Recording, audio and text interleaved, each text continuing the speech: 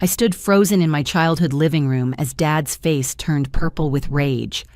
"Get out, you lowlife!" he screamed, throwing my laptop bag at my feet.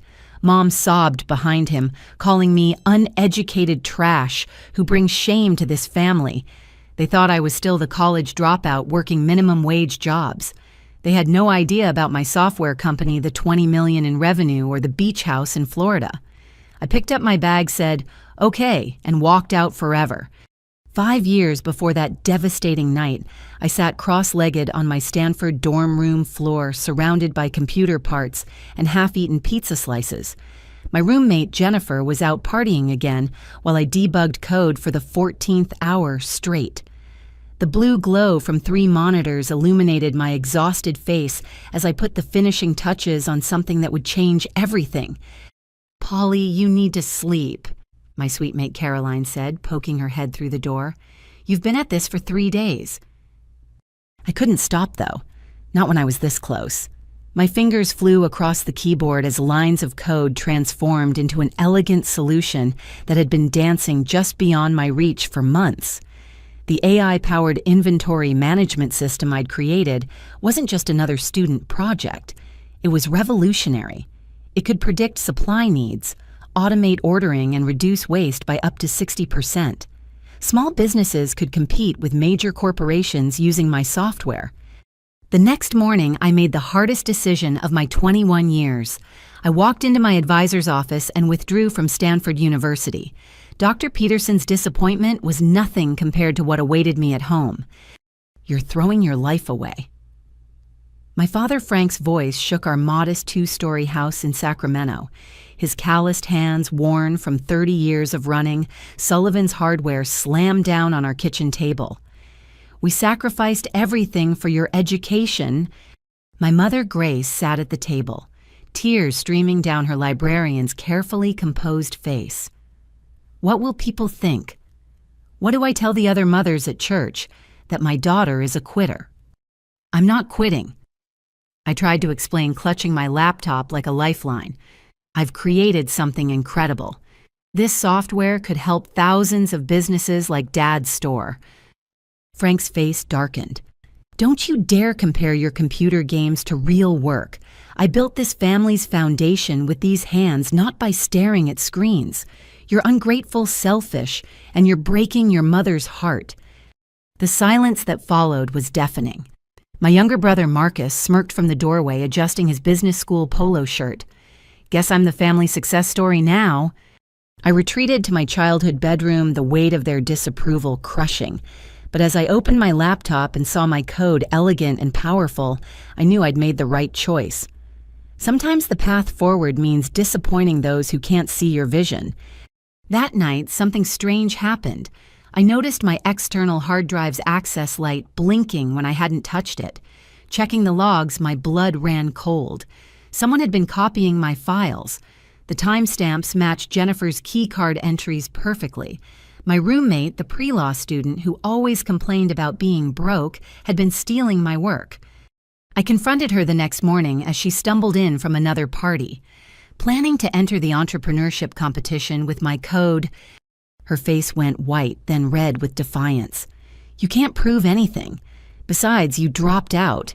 You won't even be eligible to compete." I already submitted copies to the patent office. I lied smoothly, watching her eyes widen.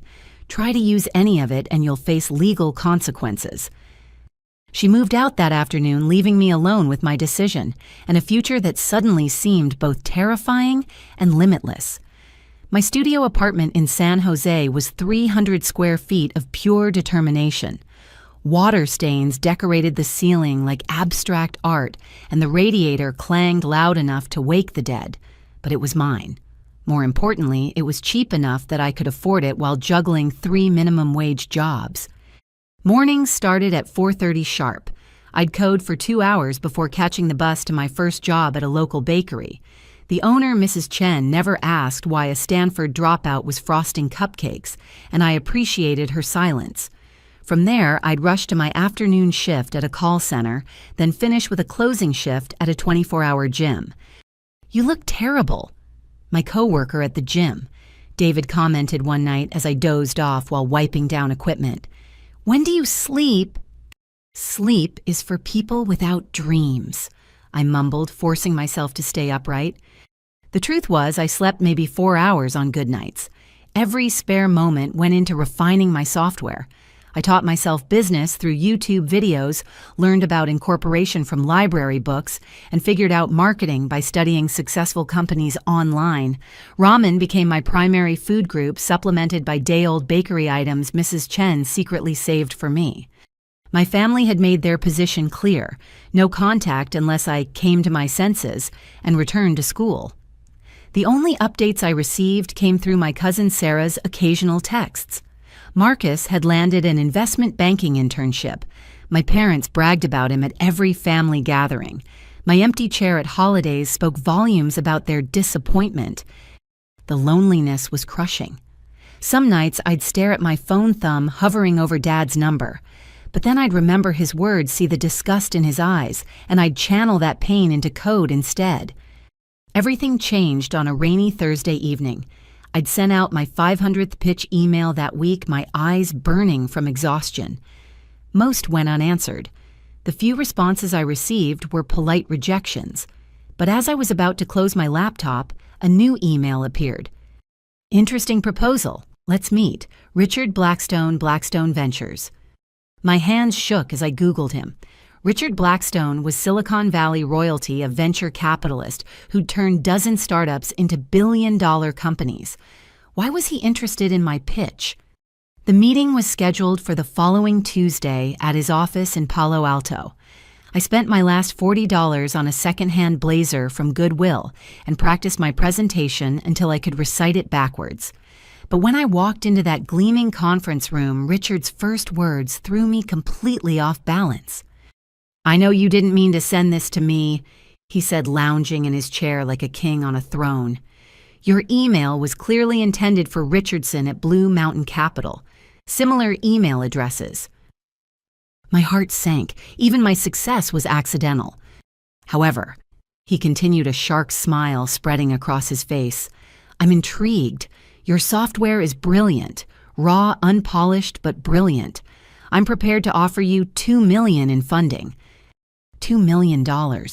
More money than I'd ever imagined.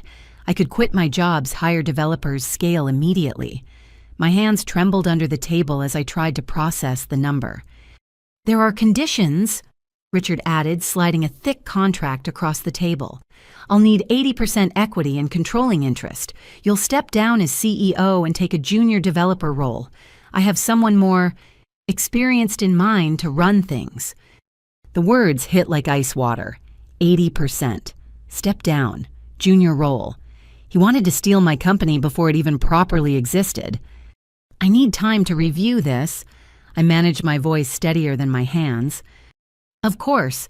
You have 48 hours. After that, the offer expires." His smile never wavered. "Not many dropouts get chances like this, Polly. Don't waste it." I left that office with the contract burning in my bag. $2 million. Security. Validation. Everything I thought I wanted. But as I sat in my tiny apartment that night, reading through pages of legal jargon designed to strip me of everything I'd built, I made my second life-changing decision. I was going to do this alone. Rejecting Richard Blackstone's offer felt like jumping off a cliff without checking for a parachute first. But sometimes the scariest decisions lead to the greatest rewards. I sent a polite email declining his generous proposal and immediately threw myself into bootstrapping my company. "You turned down $2 million, David asked incredulously during our shift at the gym. "Are you insane?" Maybe I was, but I'd rather own 100% of something small than 20% of someone else's vision. With renewed determination, I refined my cold calling strategy. Instead of casting a wide net, I researched specific pain points for mid-sized retail businesses. I studied their quarterly reports, found their inefficiencies, and tailored each pitch to solve their exact problems. Call number 473 changed everything. Margaret Winters, CEO of a regional sporting goods chain, actually listened to my entire pitch. We're hemorrhaging money on inventory mismanagement, she admitted. Our current system is from the Stone Age. How quickly can you implement 2 weeks for the pilot program? I promised, my heart racing. If you're not satisfied after 30 days, full refund. No refund needed, Margaret said. If this works, I want exclusive access for 6 months before you sell to my competitors. The contract was worth $1.2 million for the first year. I sat in my apartment staring at the signed agreement, tears streaming down my face. All those rejections, all those 16-hour days, all that ramen, it had led to this moment. I hired my first 2 employees within a week. Amid a brilliant back-end developer who'd been laid off from a major tech company, and Rosa, a UI designer who believed in the vision enough to take a pay cut. We worked out of a tiny office in Palo Alto that was really just a converted storage unit, but it was ours. "Polly, you need to see this." Rosa called out one afternoon, her voice tight with concern. She'd been researching our market competitors. "Sullivan's Hardware in Sacramento, isn't that—" My father's store filled the screen. The local news article detailed their struggles against Big Mart's new location. Sales down 40%, staff reduced by half. Longtime customers apologizing as they chose cheaper prices over loyalty. That night, I created a shell company called NorCal Business Solutions and placed an order for $50,000 worth of inventory from Sullivan's Hardware. The items would be donated to local schools and community centers. It was just profitable enough to keep them afloat without raising suspicions. Large order came in today. I overheard Dad telling someone on the phone when I called, pretending to be a wrong number just to hear his voice. Some company buying bulk supplies monthly now. Might just survive this Big Mart situation after all. The relief in his voice made every sacrifice worth it. I set up automatic monthly orders carefully calculated to supplement their income without seeming suspicious. My parents might have cut me off, but I wouldn't let them lose everything they'd built. Success came faster than expected. Margaret's glowing recommendation opened doors I couldn't have imagined. By month 6, we had 12 major clients. Revenue projections showed $2.5 million by year's end. I moved to a slightly larger apartment, 500 square feet of luxury, and bought myself a reliable used Honda. We should celebrate, Amit suggested after landing our biggest client yet.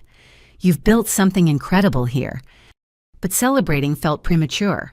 Late at night, I'd still check my father's store's website, making sure they were staying afloat.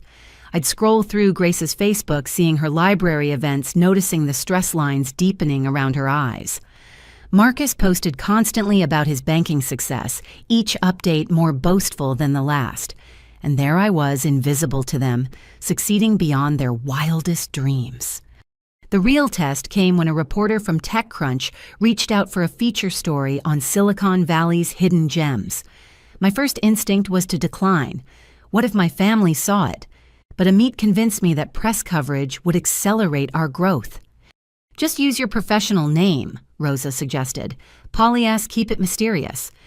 The article ran with a silhouetted photo and no personal details. It focused on the technology and business model, not my background. But as I read my words in print describing our journey and vision, I felt a shift. I wasn't hiding anymore. I was protecting my peace while building my empire. You know what the best part is? Amit asked after our newest client implementation went flawlessly. What? I replied, reviewing our financial projections that showed clear profit margins. You did this without compromising. No venture capital vultures, no equity sacrifices, just pure determination and brilliant code. He was right. But the cost of that independence was measured in more than just sleepless nights and cheap noodles. It was measured in empty chairs at Christmas dinner and a father's voice I only heard through secretly recorded wrong numbers. Still, as I approved another anonymous order to Sullivan's Hardware, I knew I'd chosen correctly. Some victories are sweeter when no one's watching. Some successes matter more when they're built on your own terms. And sometimes, the best way to honor those who don't believe in you is to quietly ensure they never face the consequences of their limited vision. Thanksgiving arrived like a test I hadn't studied for, bringing with it an invitation I couldn't refuse. Cousin Sarah's wedding had given me an excuse to miss last year's gathering, but this time Aunt Martha called directly. "Your mother needs you there," she said, her tone suggesting this wasn't a request. "It's been 2 years, Polly. Time to stop this nonsense." I stood before my closet in my San Jose apartment, selecting clothes carefully. Nothing too nice, that would raise questions, but nothing too shabby either. I had some pride left. I settled on a simple sweater and slacks from Target, the kind of outfit that screamed, trying but struggling. The drive to Sacramento felt both endless and too short. My Honda's dashboard displayed success metrics from our latest client implementation, while I mentally prepared for 3 hours of judgment disguised as concern. I parked down the street, not wanting questions about my reliable car when I was supposed to be failing. Polly. My mother's embrace was stiff, formal, like hugging a distant acquaintance. "You look thin." "Working a lot," I replied, which wasn't a lie. The house smelled of turkey and disappointment. Everything was exactly as I'd left it. The same faded curtains, the same family photos where my graduation pictures had been quietly removed, the same judgment hanging in the air like fog. "Still doing your computer thing?" Uncle Robert asked, carving turkey with the authority of a man who'd never missed a family gathering. "Something like that," I mumbled, accepting a plate piled high with food I was too anxious to eat. Marcus held court at the adult table, now regaling everyone with stories from Goldman Sachs. "Just closed a $10 million deal," he boasted, accepting congratulations like a king receiving tribute. "The partners are fast-tracking me for promotion." "See," Dad said, not quite looking at me. "That's what real education gets you: stability, respect, a future." I pushed mashed potatoes around my plate while Cousin Jessica discussed her pediatric residency, and Cousin Brian detailed his promotion at Microsoft. Each success story felt like another nail in the coffin of my family's respect for me. "And what exactly are you doing these days, Polly?" Aunt Martha's question cut through the chatter like a blade. "Your mother mentioned something about multiple jobs." "I'm in tech," I said simply. "Oh, like customer service?" She nodded sympathetically. "Well, someone has to answer those calls, though I'm sure you regret not finishing your degree now." Grace interjected quickly. "She's exploring her options. Aren't you, sweetheart? It's never too late to go back to school." The conversation shifted to Jessica's upcoming wedding, and I became invisible again. But invisibility granted observation privileges. I watched Marcus pour his 4th glass of wine before dinner ended, noticed how his laugh was too loud, his stories too polished, his phone constantly buzzing with messages he'd check with increasing anxiety. I should help with dishes. I offered, escaping to the kitchen where I could breathe. Mom followed, cornering me by the sink. "Your father means well. He just wants what's best for you." What's best for me, or what looks best for him? The words slipped out before I could stop them. Her face hardened. "Don't be smart with me, young lady. We've given you every opportunity. The least you could do is show some gratitude." I scrubbed plates in silence, each one representing another family member who'd written me off. Through the kitchen window, I could see Marcus in the backyard having an intense phone conversation. His gestures were agitated, desperate even. "Everything okay with Marcus?" I asked carefully. Grace's pride surfaced instantly. "Of course he's doing wonderfully. Unlike some people, he appreciates his advantages." After dinner, the family gathered in the living room for the traditional "what we're thankful for" circle. Each person shared their gratitude for health, success, family unity. When my turn came, 20 pairs of eyes turned toward me with varying degrees of pity and curiosity. "I'm thankful for the chance to forge my own path," I said quietly, "and for hard lessons that teach us who we really are." Dad's scoff was audible. "Lessons? Is that what we're calling failure now?" "Frank," Mom warned, but he was already building steam. "No, Grace. She needs to hear this. We're not doing her any favors by pretending her lifestyle is acceptable. When I was her age, I'd already bought my first delivery truck, married. Your mother had a business plan." When you were my age, I countered, surprising myself with my steady voice. A college degree wasn't required for every entry-level position, houses didn't cost 15 times the median salary, and building a business didn't require competing with global corporations. Silence fell like a hammer. Uncle Robert cleared his throat. Aunt Martha clutched her pearls. Marcus chose that moment to stumble back inside his phone call, finished, but his distress obvious. "Who wants pie?" Mom chirped desperately. I lasted another hour nibbling dessert while cousins discussed vacation plans I'd never be invited to join. As I prepared to leave, Dad pulled me aside in the hallway. "I heard Sullivan's Hardware is struggling," I said softly. "Big Mart's really hurting local businesses." His face flushed. "We're managing fine. Not that it's your concern anymore. If you ever needed—" "What computer help?" His laugh was bitter. "That's your solution to everything, isn't it? Maybe if you'd studied business instead of playing with code, you'd understand real work."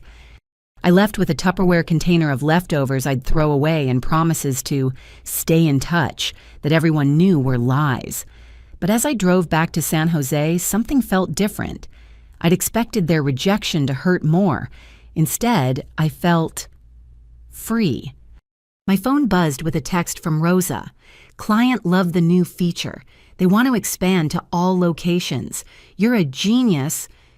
I smiled, merging onto the highway. My family was thankful for their illusions of success and stability. But I was thankful for something else entirely, the strength to build something real, even if I had to do it alone. And if they couldn't see my worth now when I was anonymously keeping their dreams afloat, perhaps they never would. The realization should have been devastating. Instead, it was liberating. Some bridges are meant to burn. Some distances are necessary for growth. And some successes are sweeter when they're yours alone. That night, I increased the monthly orders to Sullivan's Hardware by 20%.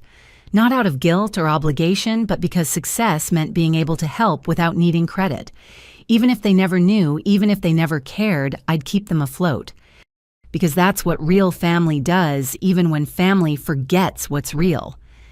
The coffee shop on University Avenue was meant to be neutral ground. Marcus had texted me through LinkedIn, of all places, probably the only platform where he could find me after I'd blocked the family on everything else. His message was brief. "Need to talk. Please. It's important." 6 months had passed since that Thanksgiving disaster. My company had just closed Series A funding, $5 million from a group of angel investors who actually respected my vision and expertise. We'd moved into real offices in downtown Palo Alto, hired 12 more employees, and our client list read like a who's who of retail innovation.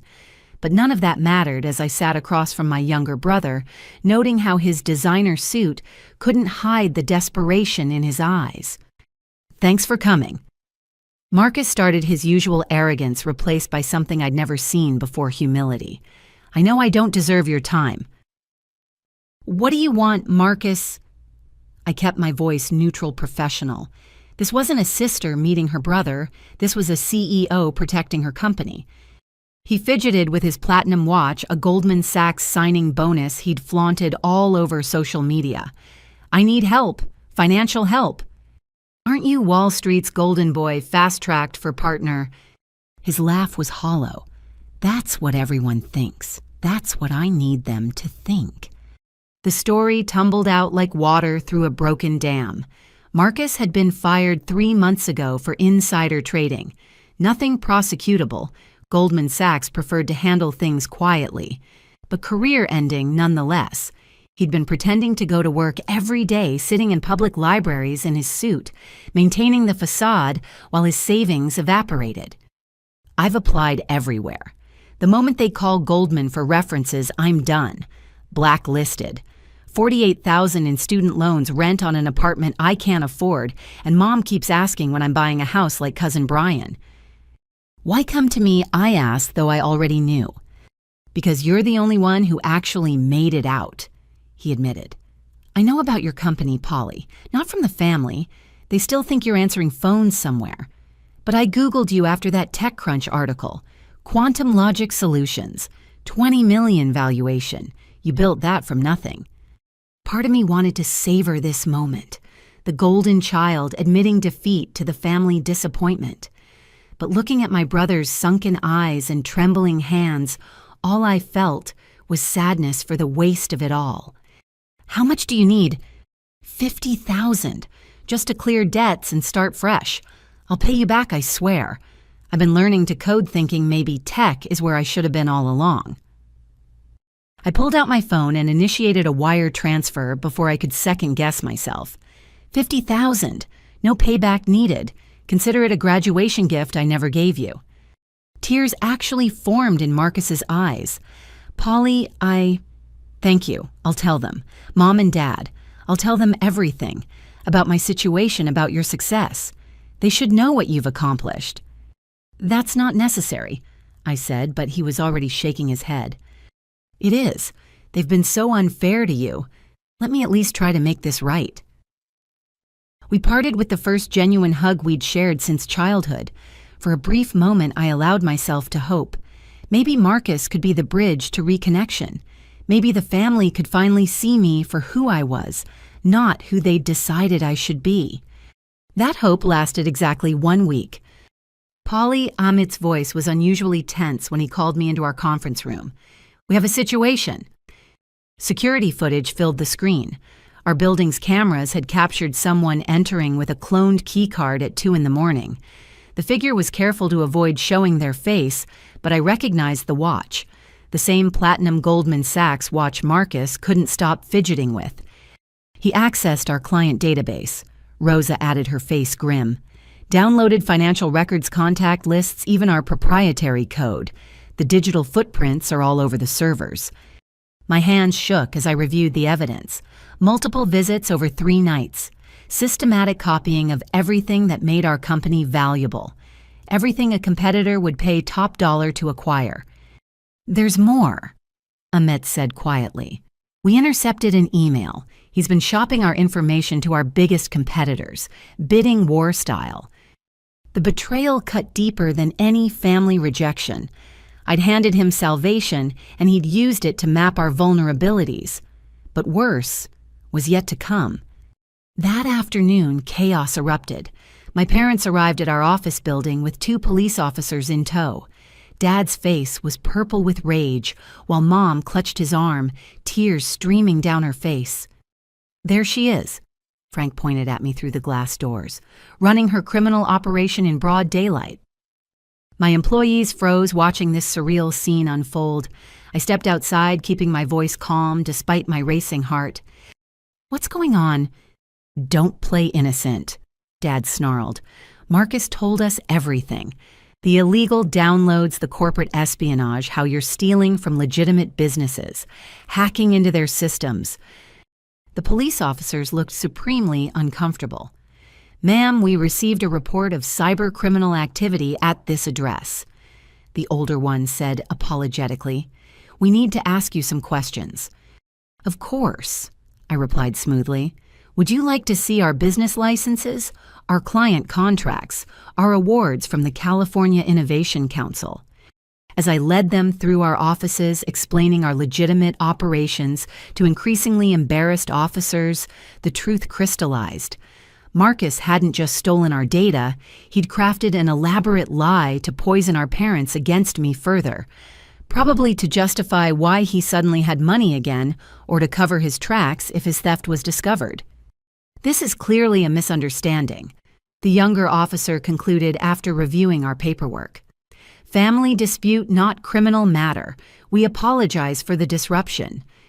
But my parents weren't finished. As the police left, Frank turned on me with years of accumulated disappointment blazing in his eyes.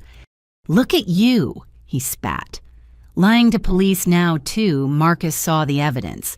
You're nothing but a thief hiding behind fancy offices. The only thief here is Marcus, I said quietly. Check your security footage from last week if you don't believe me.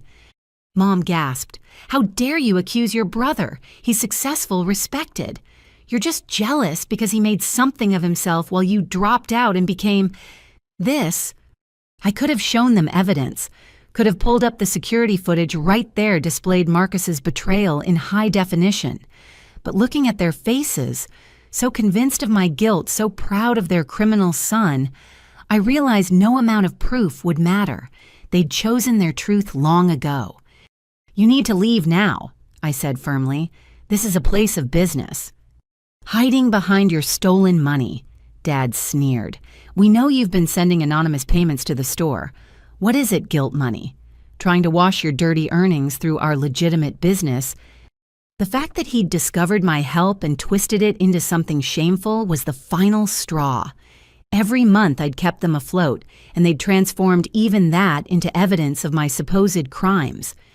"Those payments end today," I said coldly. "And if Marcus comes near this building again, I'll press charges for corporate espionage. Now leave, or I'll have security escort you out." The look of shock on their faces as security guards appeared was almost worth the public humiliation. They left hurling threats about lawyers and justice, while my employees pretended not to stare. Back in my office, I sat in stunned silence.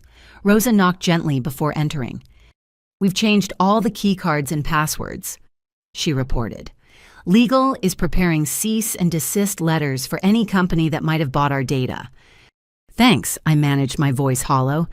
"For what it's worth," she added softly, "anyone can see you built this legitimately. Your family. They're fools not to recognize what you've accomplished." After she left, I pulled up the back end of our anonymous payment system. With 3 clicks, I canceled all future orders to Sullivan's Hardware. The screen confirmed, "Recurring payment terminated." Then I did something I should have done years ago. I blocked every family member's number, email, and social media. If they wanted to believe Marcus's lies, if they preferred their criminal son to their successful daughter, then they could live with those choices. But first, I had a company to protect. We spent the next week implementing new security measures, filing police reports for the theft, and reaching out to clients to assure them their data was safe. Most were understanding. A few were even impressed by how we handled the crisis. "You know what the silver lining is?" Ahmed asked during our crisis management meeting. "There's a silver lining to family betrayal and public humiliation. Now you're completely free," he said simply. "No more anonymous payments draining profits. No more emotional energy wasted on people who don't deserve it. Just you, this company, and a $20 million valuation that's about to go much higher." He was right, but that didn't make the betrayal sting less. I'd offered Marcus redemption, and he'd chosen destruction. I'd tried to save my family's business, and they'd accused me of being a criminal. Some lessons come at too high a price. Some bridges don't just burn, they explode. And sometimes the people who share your blood are the most dangerous to your dreams.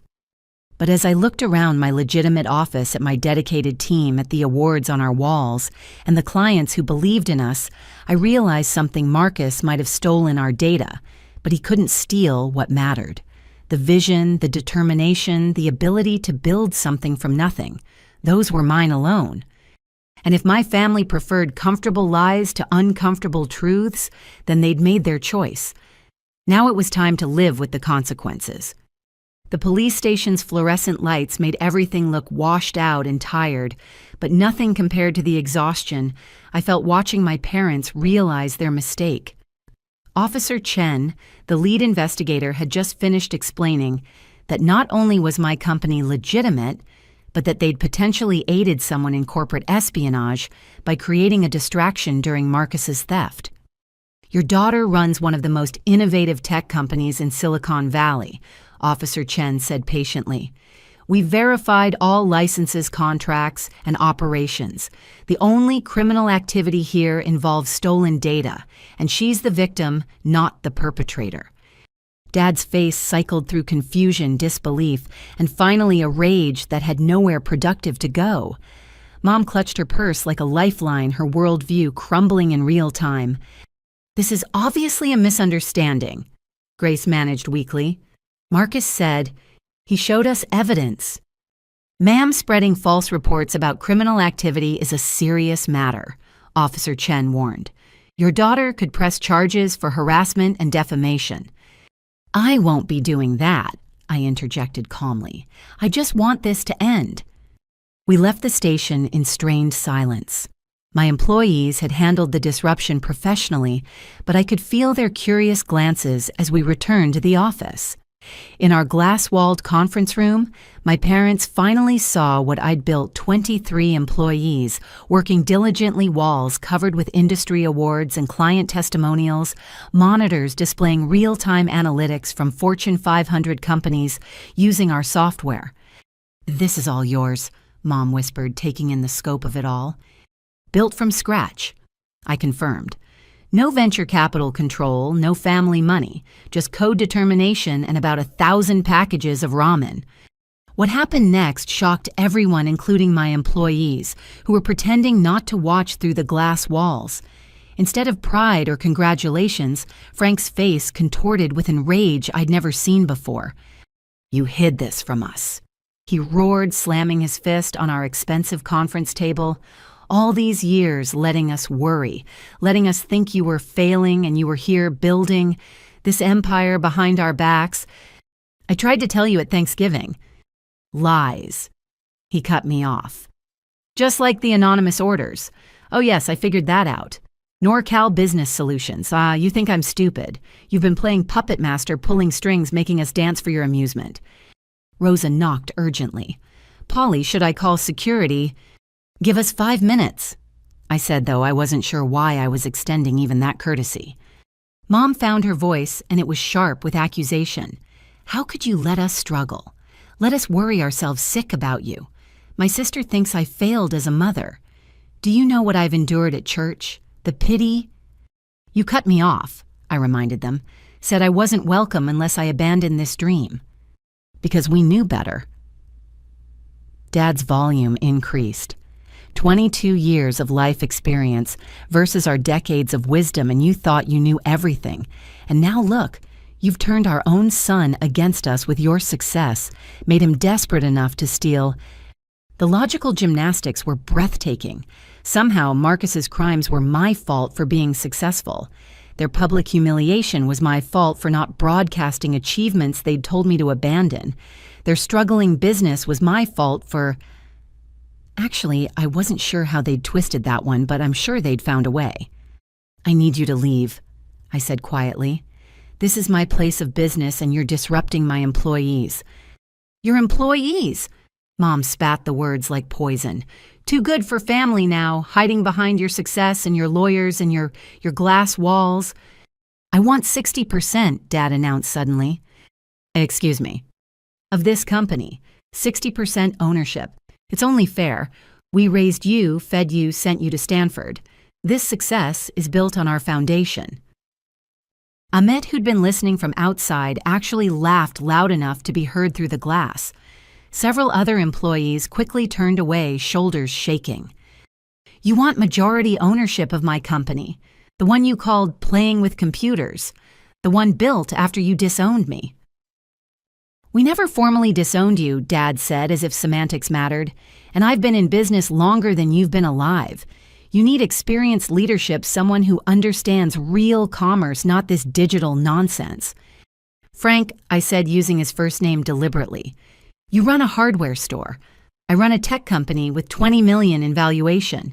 We're not even in the same universe." His face purpled. "How dare you—" "Security to conference room 1. I said into the intercom, finally done with this circus. As 2 guards appeared, Mom made one last desperate play. "We'll tell everyone, every family member, every friend, every person in Sacramento will know how you treated your parents. Tell them," I said simply. "Tell them I built a multi-million-dollar company while you called me trash. Tell them I tried to save your business anonymously while you accused me of crimes. Tell them everything. See who looks worse in that story." The security guards escorted them out, Dad shouting about lawyers and family obligation, while Mom wept dramatically for the benefit of onlookers. The office was silent after they left, everyone suddenly very interested in their screens. I sat in the empty conference room staring at the awards on the walls. Best Innovation in Retail Technology, Forbes 30 Under 30 nominee, Central Valley Entrepreneur of the Year. None of it had been enough to earn their respect. Nothing ever would be. "You okay?" Rosa asked, bringing me a cup of tea I didn't remember requesting. Did that really just happen? Did my father demand 60% of our company? While your mother accused you of being too successful, Amit added, joining us. It was like watching a masterclass in narcissistic parenting.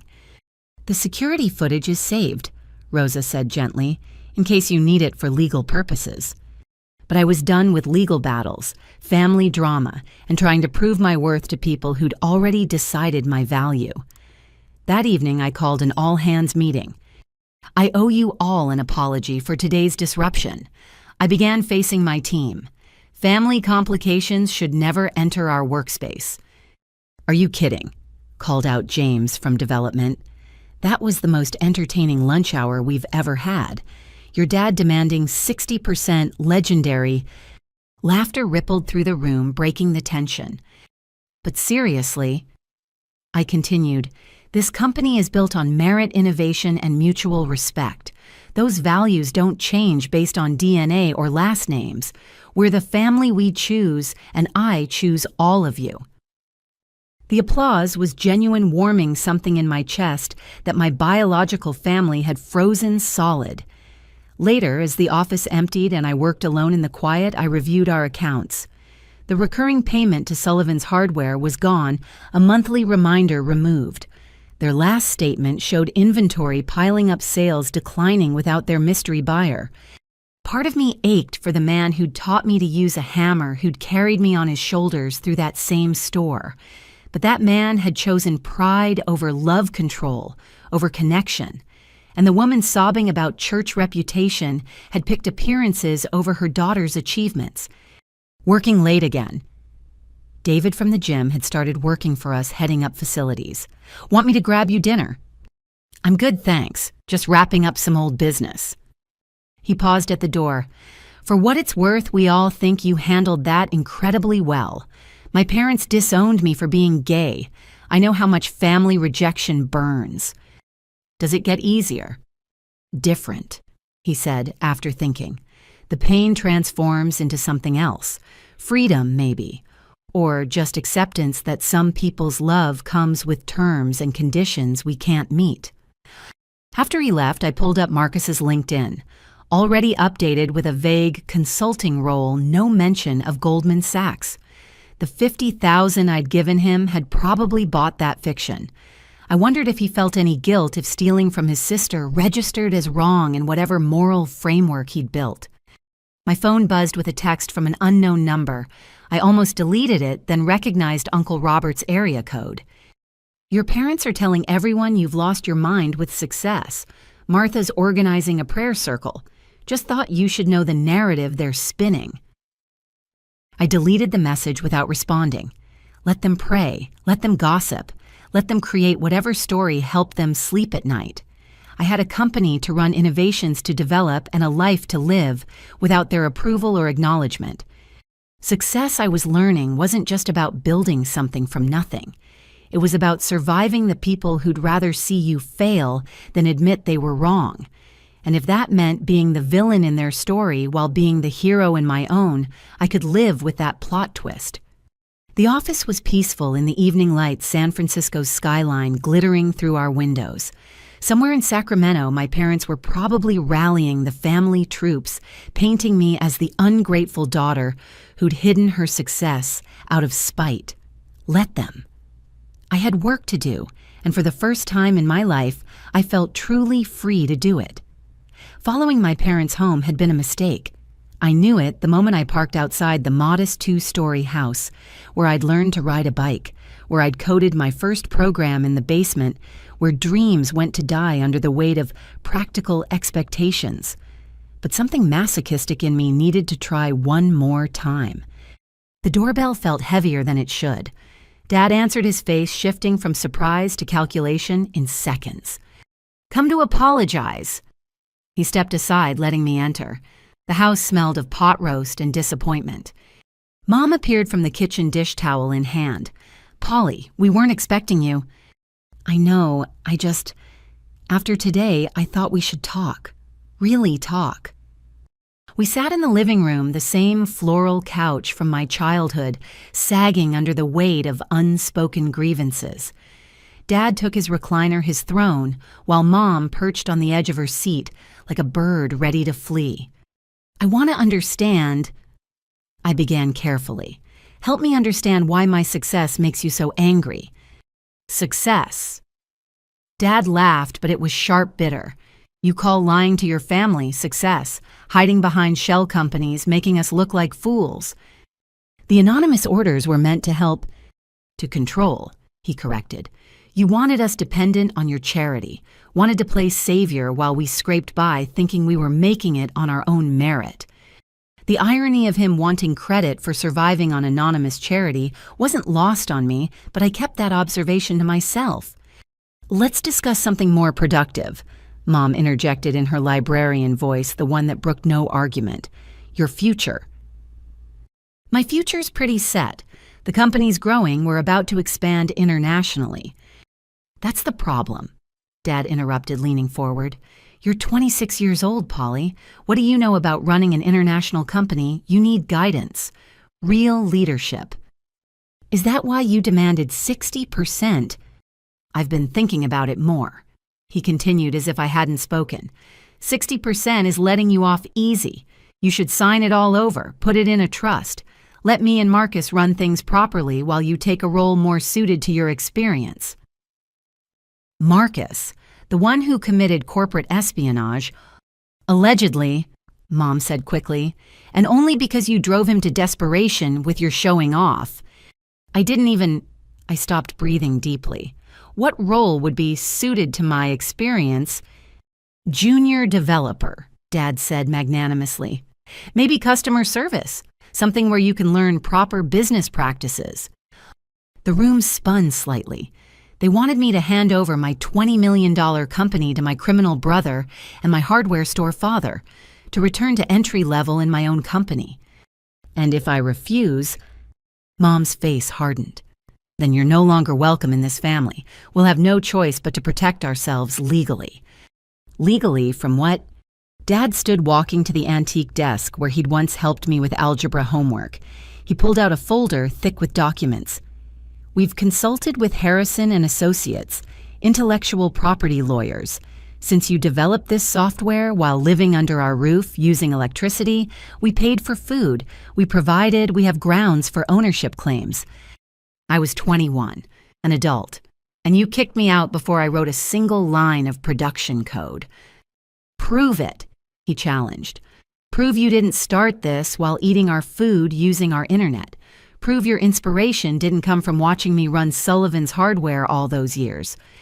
You want to claim that my AI-powered inventory management system was inspired by watching you manually count hammers." His face flushed. "Don't mock me, young lady. I built a business that supported this family for 30 years. A business currently drowning without anonymous orders propping it up. I shot back past caring about diplomacy." The silence that followed was deafening. Mom's face went white, then red. "Get out," she whispered. "Get out of this house." "Grace, wait," Dad commanded. "She needs to hear the rest." He pulled out another document, this one with my photo attached. My stomach dropped as I recognized it a screenshot from the TechCrunch article. "We've also been in touch with reporters. Amazing how interested they are in the real story of quantum logic solutions. The daughter who abandoned her family, who hid millions while her parents struggled, who sent anonymous orders like we're her charity case." "You wouldn't." "Sign over the company or we'll destroy your reputation. Every tech blog, every industry publication will know what kind of person you really are. The heartless daughter who let greed corrupt her soul." I stared at these strangers wearing my parents' faces. The man who taught me to ride a bike was blackmailing me. The woman who'd read me bedtime stories was choosing extortion over love. "I need time to think." I managed my voice surprisingly steady. "You have 48 hours, Dad said, mimicking Richard Blackstone's deadline from years ago. "After that, we file papers and start making calls." I stood on shaking legs, gathering my purse and what remained of my dignity. At the door, desperation made me turn back one last time. "I've been paying your mortgage," I said quietly. "The mysterious accounting error that reduced your payments last year, that was me. The bulk orders from Sullivan's me. The anonymous donation that kept the library open when the city cut funding, also me." Their faces showed no surprise. They'd known. Of course they'd known. "All of it ends tonight. Every payment, every order, every penny of support. You want to destroy me, fine. But you'll do it while your business fails and your house forecloses." "You wouldn't dare," Mom gasped. "I was willing to support you forever, no questions asked, no credit needed. All I wanted was to build something meaningful, but you'd rather have nothing than see me succeed on my terms." Dad's mask finally slipped, revealing raw fury. "You think you're so special, so brilliant. You're nothing but a selfish brat who got lucky with timing. When the tech bubble bursts, you'll come crawling back." "Maybe," I conceded. "But I'll crawl to friends who supported me, not family who tried to steal from me." I left them standing in their doorway, backlit by the warm glow of a house that would soon face foreclosure without my intervention. The drive back to San Jose was a blur of tears and trembling hands. Amit called twice, but I let it go to voicemail. At home, I sat with my laptop fingers hovering over keys that could end everything. One by one, I terminated every anonymous support system I'd built. Sullivan's hardware monthly orders, canceled. Mortgage payment supplement, terminated. Library donation fund, closed. Even the college fund I'd started for Marcus's future kids, dissolved. Each cancellation felt like cutting a thread that had connected me to who I used to be. By dawn, every financial tie was severed. Then I did something else. I called my lawyer not to fight their ridiculous claims, but to document everything. The timeline of my company's development all after they'd kicked me out the theft by Marcus criminal charges, now definitely being filed, and their attempt at extortion recorded on my phone, though they didn't know that. "They can't actually win," my lawyer assured me. "Their claims are baseless, but they can make noise damage your reputation during a critical growth period." "I know," I said quietly. "That's why I'm not fighting, I'm just protecting myself." The 48 hours passed in a haze of legal prep and company damage control. When the deadline came and went without my capitulation, true to their word, my parents acted. But I was ready. For every twisted story they tried to plant, I had documentation. For every claim of theft, I had receipts showing my support. For every accusation of abandonment, I had emails begging for reconciliation they'd rejected. The tech community, it turned out, understood complicated family dynamics better than most. The story that emerged wasn't of a heartless daughter, but of a young entrepreneur who'd succeeded, despite family sabotage, who'd supported those who rejected her, who'd chosen grace until forced to choose survival. "Your parents sound toxic as hell," one prominent investor told me over coffee. "The fact you still tried to help them says everything about your character." But character didn't ease the pain of orphaning myself by choice. Late at night, I'd stare at old family photos wondering when love had become so conditional, when success had become something to punish rather than celebrate. The ultimatum they'd given me wasn't really about the company. It was about control, about maintaining a hierarchy, where I stayed beneath them, grateful for scraps of approval that would never come. They demanded I choose between my dreams and their love. The cruelest part, it wasn't even a choice. Their love had been withdrawn years ago. All I was losing was the illusion that it might return. "Get out, you lowlife!" The words hung in the air like shattered glass, each syllable cutting deeper than the last. Dad's face had turned an alarming shade of purple veins bulging at his temples as he stood in the doorway of my childhood bedroom. Behind him, Mom sobbed theatrically, clutching her chest as if my success had given her a heart attack. "Frank, please," I said calmly, folding my old Stanford hoodie into a box. "I'm just collecting my things." "Your things," he laughed bitterly. "Nothing in this house is yours. You gave up any claim when you chose to become whatever you are now." A successful businesswoman. A liar, Mom shrieked from the hallway. A manipulative, heartless liar who played puppet master with our lives. I taped the box shut, surveying the room one last time. Swimming trophies from high school still lined the shelf. Academic achievement awards gathered dust. Photos of a happier family, or maybe just a family better at pretending, smiled from frames I wouldn't be taking. The anonymous orders to Sullivan's Hardware, I said, quietly lifting the box. They totaled $800,000 over 2 years. That's what kept you afloat when Big Mart moved in. Lies, Dad spat, but his eyes flickered with recognition. The mortgage modification that lowered your payments, I paid the difference directly to the bank. $43,000 to keep you from foreclosure. Stop it, Mom whimpered.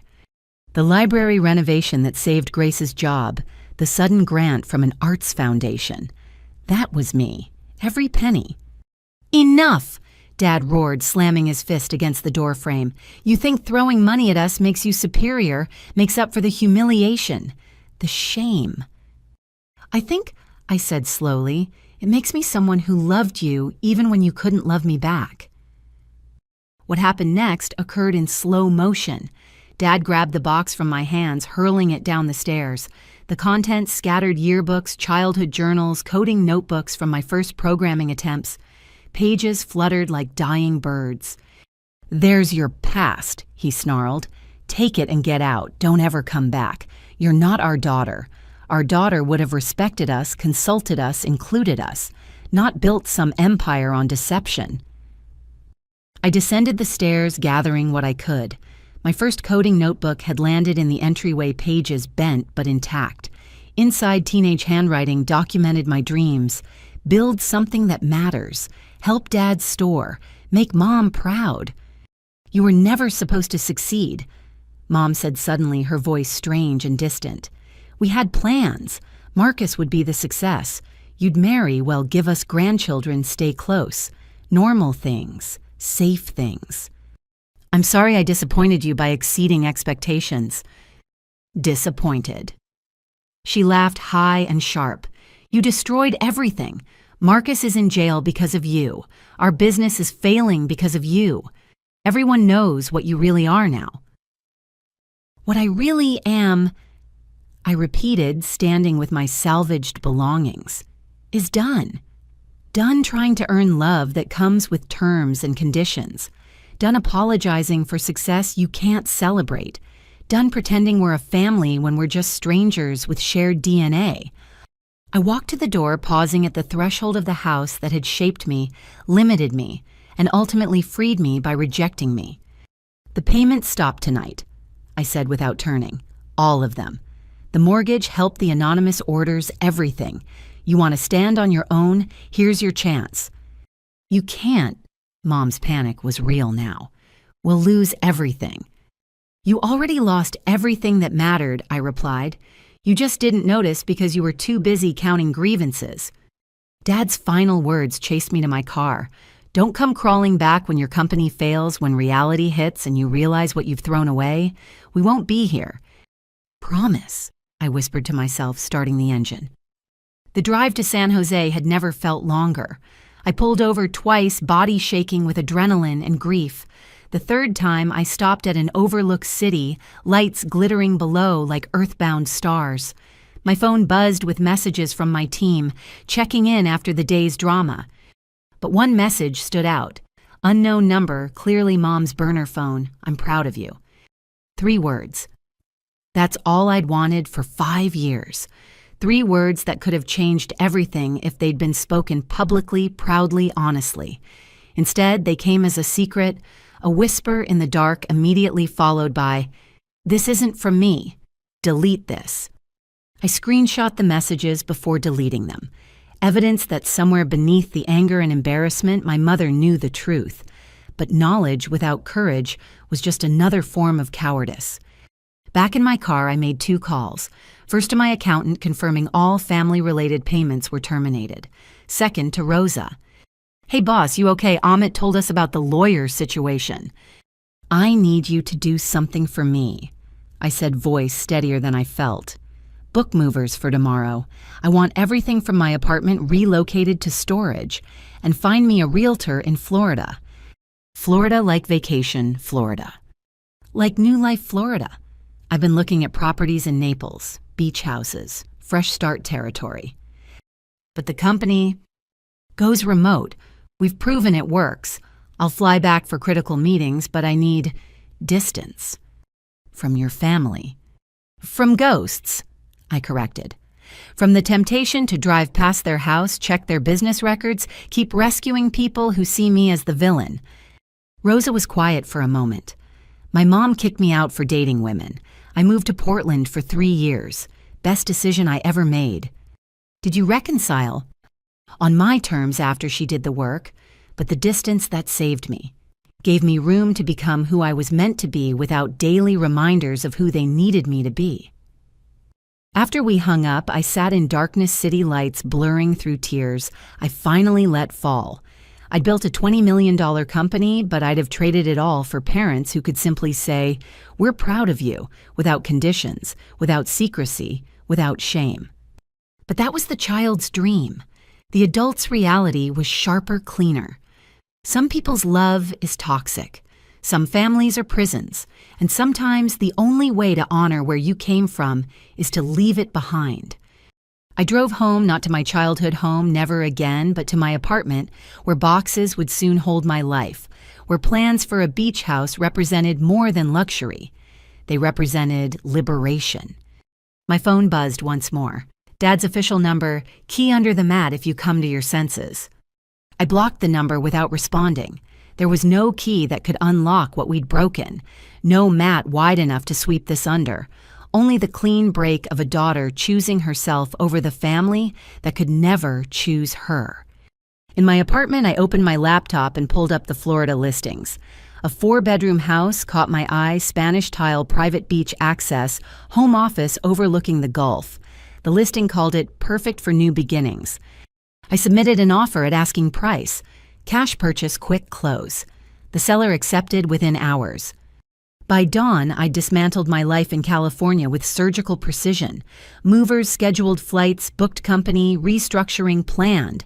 5 years of trying to stay close enough to matter, and it had only taught me that distance wasn't measured in miles, but in mismatched values and incompatible dreams. The sun rose over Silicon Valley one last time as I sat surrounded by boxes, each one a choice to stop living in the shadow of others' expectations. Somewhere in Sacramento, my parents were waking up to consequences they'd demanded. The hardware store would struggle without anonymous bulk orders. The mortgage would reassert itself without supplementation. The narrative of the ungrateful daughter would echo in an empty house they might not keep. But that wasn't my story anymore. My story was sunrise over ocean waves, building a business without apology, creating a life without permission. My story was choosing myself after years of not being chosen. The movers would come in 6 hours. Florida waited with promises of salt air and fresh perspectives. And for the first time since dropping out of Stanford, I felt truly free. Not from family that grief would travel with me, but from the obligation to keep auditioning for love that should have been unconditional. Some exits are endings, others are beginnings dressed in departure's clothes. As I sealed the last box, I knew which one this was. The lowlife daughter was dead, killed by the very words meant to wound her. What remained was someone harder, cleaner, realer. Someone who'd learned that sometimes the greatest act of love is walking away from those who can only love you, broken small and begging for acceptance that will never come. The highway stretched before me like a promise, every mile between San Jose and Naples, feeling like shedding old skin. My Honda was packed with essentials while a moving truck followed 2 days behind. The metaphor wasn't lost on me, racing ahead of my old life, hoping distance could outrun disappointment. I'd planned to drive straight through, fueled by righteous anger and gas station coffee. But somewhere in Arizona, exhaustion hit like a wall. The roadside motel was nothing special. Faded neon, suspicious stains, vending machine dinner. But it gave me space to think without Silicon Valley's shadow. "You actually did it," Amit said when I checked in via video call. "The whole team's buzzing. Remote-first quantum logic. It's revolutionary." "It's necessary," I corrected, sitting on the questionable bedspread. "How's everyone handling the transition?" "Better than expected. Rosa's already planning team retreats in Florida. David's jealous of your beach situation. And the clients, Polly, they love it. 3 new contracts came in just today. Something about us being forward-thinking and adaptive." Forward-thinking. If only they knew I was running from ghosts, not toward innovation. "Any word from—" I couldn't finish the sentence. "Your lawyer forwarded some threats from their attorney. Baseless stuff. Harrison and Associates backed off once they saw our documentation. Turns out extortion isn't a great legal strategy." "And Marcus?" "Still in custody. Trial's set for next month." We discussed logistics until my eyes grew heavy, but sleep brought dreams of childhood birthdays and hardware store aisles of a father's pride that had mutated into possession, a mother's love that curdled into control. Day 2 took me through Texas, where everything felt bigger except my problems. By Louisiana, I'd stopped checking my phone for messages that wouldn't come. The Florida state line felt like crossing into another world, palm trees replacing possibilities, ocean air promising rebirth. The beach house exceeded every photo. Spanish tiles gleamed in afternoon sun. Bougainvillea climbed white walls. The office windows framed endless Gulf views. But it was the silence that struck me most. No family drama, no disappointed sighs, just waves keeping time. "Welcome to Naples," the real estate agent said, handing over keys that felt heavier than they should. "Fresh start." "Something like that." She smiled knowingly. "You'd be surprised how many tech folks end up here, running from something or towards something, sometimes both." I spent the first night on the deck laptop open, but ignored watching sunset paint the sky in shades of forgiveness I wasn't ready to feel. Every notification made my heart race. Would they find a way past my blocks? Would some flying monkey relative breach my defenses? But the messages were all business. Contracts to review, code to approve, a company that thrived on merit rather than blood, choosing competence over chromosomes. The workspace is incredible. I told my laptop screen during our Monday morning all hands. Palm trees swayed behind me as 23 faces smiled from their own chosen locations. "Is that really your office view?" James asked enviously. "Every day," I confirmed, angle adjusting to showcase the ocean, though I promised to stay focused during meetings. "Please don't," Caroline laughed. "Living vicariously through your beach life is my new hobby." We fell into rhythm quickly. Morning calls with East Coast clients, afternoon coding sessions, evening walks where pelicans judged my life choices less harshly than parents ever had. The company flourished with newfound flexibility, team members reporting higher satisfaction and productivity. But success couldn't fill the family-shaped hole in my chest. I'd catch myself reaching for my phone to share good news before remembering there was no one to call. A client's praise would trigger muscle memory of seeking parental approval that would never come. 3 weeks in the local news broke my peace. Beloved Sacramento hardware store facing closure after 30 years of service. Dad's face filled my screen, aged 10 years in 3 weeks. He stood before Sullivan's hardware shoulders, slumped defeat etched in every line. Mom clutched his arm. Her librarian's posture crumbled into something fragile. Big Mart's competition was tough, Frank told the reporter, but we had guardian angels keeping us afloat, anonymous customers who believed in small business. When they stopped coming, he trailed off, jaw working around words. Pride wouldn't let escape. "It's heartbreaking," the reporter continued. "The community rallied with a GoFundMe, but it's barely touched what's needed. The Sullivan family also faces foreclosure on their family home, a double blow for these long-time residents." I closed the laptop, hands shaking. They'd created this reality-chosen pride over my help, but watching it unfold felt like swallowing glass. The little girl who'd played in those aisles while Dad rang up customers was screaming beneath my CEO exterior. "Don't," Rosa warned during our check-in call. "I can see you thinking about it." "I'm not." "You are. You've got that, maybe I should save them again look. Polly, they literally tried to steal your company. They called you a lowlife and threw you out." "I know." "Do you? Because knowing and feeling are different things." She was right. My head understood they'd burned every bridge. My heart kept trying to rebuild with ashes and good intentions.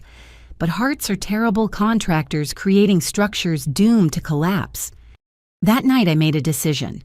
Not to save them, that pattern had to break, but to save myself from watching their destruction in real time. I hired a service to filter my news feeds, blocking anything about Sacramento hardware stores or families named Sullivan. Digital bridges burned as thoroughly as emotional ones. New policy. I announced at our next team meeting. Every quarter we donate 5% of profits to small business support funds. Anonymous, distributed through established foundations. No direct involvement. "Inspired by anything specific?" Amit asked carefully. "By remembering why we build," I said simply, "to lift others even when they can't see the hands helping them rise." It wasn't salvation for Sullivan's hardware.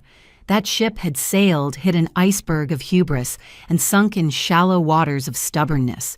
But it was something, a way to honor what that store had meant before it became a weapon against me. The beach house gradually transformed from escape route to actual home. I hung art from local galleries, planted herbs in window boxes, learned to paddleboard badly but enthusiastically.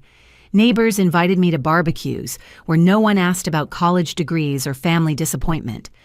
"You seem lighter," David observed during a site visit helping set up my recording studio for product demos. "Florida agrees with me." "It's more than that.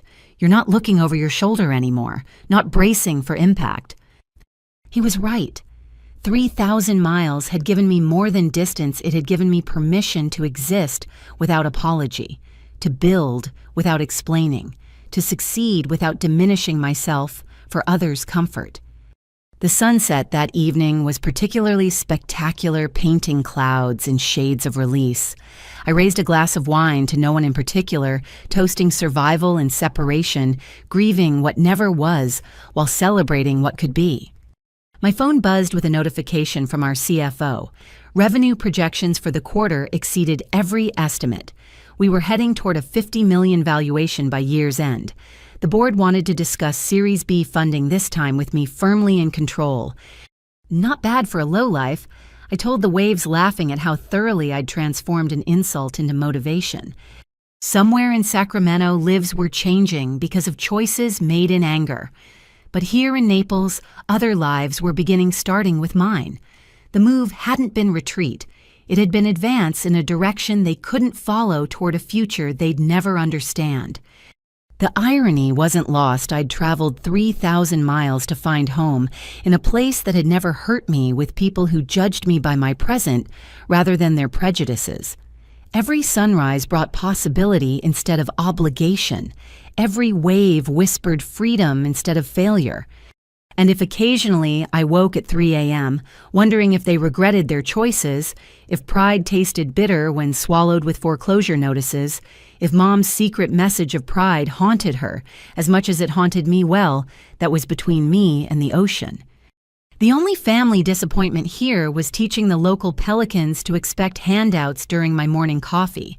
They at least appreciated the gesture without questioning my motives or demanding majority ownership of my fish. 3 weeks in my Naples paradise, and life had found its rhythm. Morning paddleboard sessions cleared my head before East Coast client calls. Afternoon coding sprints on my deck made work feel less like obligation and more like artistic expression. Even the pelicans had learned my schedule, arriving promptly at 7 a.m. for breakfast entertainment. "Revenue's up 30% this month," Amit reported during our Monday morning call. "That new feature you coded last week, GameStop wants to implement it nationwide." "Send the contracts," I said, watching dolphins play in the distance. "Standard terms, but give them priority support for being early adopters." Success had become routine, each victory building on the last. We'd hired 6 more developers, all remote, all thriving in our judgment-free ecosystem. The tech press had picked up our story, not the family drama, but the business innovation. Quantum logic solutions, proving remote work is the future, ran in TechCrunch. No mention of tears or betrayal, just clean capitalist triumph. I'd almost achieved peace when my carefully constructed filters failed.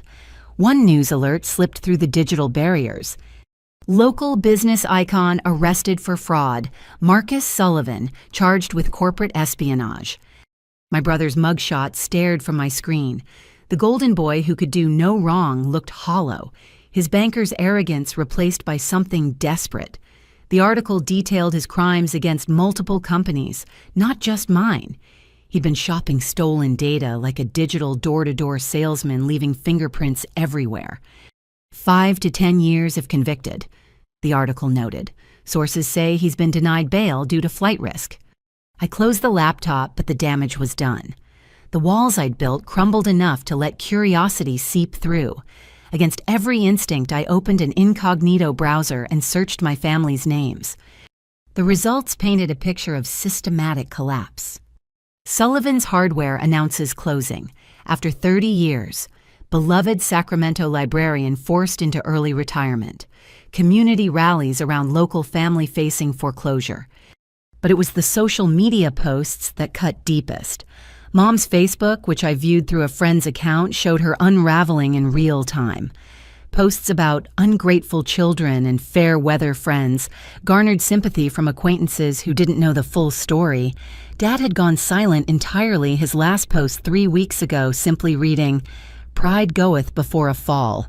Wish I'd learned that sooner." "Don't torture yourself," Rosa warned when she caught me scrolling during a video call. "They chose this." "I know." "Then why are you crying?" I touched my face, surprised to find tears. Because knowing doesn't make it hurt less. They raised me, taught me to tie my shoes, ride a bike dream big, just not too big. And now they're drowning because they couldn't stand to see me swim. The irony was sharp enough to cut. My success hadn't destroyed them, their reaction to it had. Every anonymous payment I'd made had kept them afloat.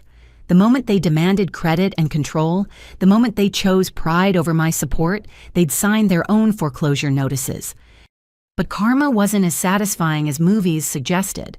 Watching your childhood home listed on Zillow as a foreclosure felt like attending a funeral for people still living. Seeing your father's life's work liquidated for pennies while he stood by broken brought no joy. Even Marcus's arrest felt hollow justice served cold on a plate I no longer had appetite for. My phone rang, unknown number, Sacramento area code. I almost didn't answer, then recognized Aunt Martha's voice. "Don't hang up," she said quickly. "I'm not calling to guilt you, I thought you should know. Your mom's been hospitalized. Stress-related collapse. Nothing critical, but she keeps asking for you." "I can't, Martha. You know what they did." "I know." Her voice softened. "I know everything now. Frank told me about the anonymous orders the mortgage help. We all thought you were struggling while you were secretly saving them. I'm ashamed of how we treated you." "Are you calling to apologize or to manipulate me into coming back?" A long pause. "Maybe both, I don't know anymore. This family's torn apart. Marcus in jail, your parents losing everything you gone. We were supposed to be better than this. I agreed, until success became a sin and support became control. I offered them everything, Martha. They wanted to take everything instead. Your mother, she's broken Polly. Keeps saying she's proud of you when she thinks no one's listening. But she can't say it where it matters, because that would mean admitting they were wrong. Then she's choosing pride over peace, just like Dad. You're really not coming back. I'm really not. I've built a life here, a good one. Clean and honest and free from people who only love me small. Martha sighed. I understand. For what it's worth, I'm proud of you. Publicly, loudly proud. What you've accomplished is amazing. Thank you. I managed through fresh tears. That means something. After we hung up, I sat on my deck until stars appeared. The waves whispered eternal truths about erosion and time, how even the strongest stones eventually surrendered to persistent tides. My family was experiencing their own erosion pride, worn away by consequences, leaving only the raw truth of what they'd sacrificed for stubbornness. A notification lit my phone. Forbes had published their 30 under 30 list. There I was, number 14, smiling from a professional headshot taken in this very office. The write-up praised my innovation, my business acumen, my commitment to remote work culture. No mention of the girl whose father called her a lowlife, whose mother chose reputation over relationship. "Check the news," Amit texted. "You're trending." Polly Vanderbilt was climbing social media charts. My story, sanitized for public consumption, inspired thousands. Comments poured in from other entrepreneurs who'd faced family rejection, who'd chosen dreams over dysfunction. Support from strangers who understood that sometimes success meant surviving the people who should celebrate you most. But between congratulations and interview requests, one message stopped my scroll. "Saw your Forbes feature. We were wrong. I was wrong. Too little too late, but you deserved better. Love secretly, Mom." Another unknown number, another parent choosing shadows over sunlight. I screenshot it like evidence in a case I'd already won but couldn't stop prosecuting in my heart. "She's still hiding," I told the Pelicans during their morning visit. "Still can't just love me openly." They squawked agreement or maybe hunger. Either way, they were more emotionally available than my actual family. The day brought its usual success: 3 new clients, a feature in Wired acquisition offers. I declined without reading. But between triumphs, I monitored Sacramento's collapse, like watching a car crash in slow motion. The hardware store's liquidation sale, Mom's GoFundMe stalling at 12%, Dad photographed at a job fair, resume in hand, at 62. They'd called me a lowlife when I had millions. Now they had nothing, and somehow I felt like the villain for letting them experience consequences they'd demanded. Classic abuse dynamics. My new therapist explained during our video session. They conditioned you to feel responsible for their emotions, their choices. Your success disrupted that pattern, so they escalated. Now they're facing results of their own actions, but you're still programmed to feel guilty. How do I stop? Time. Distance.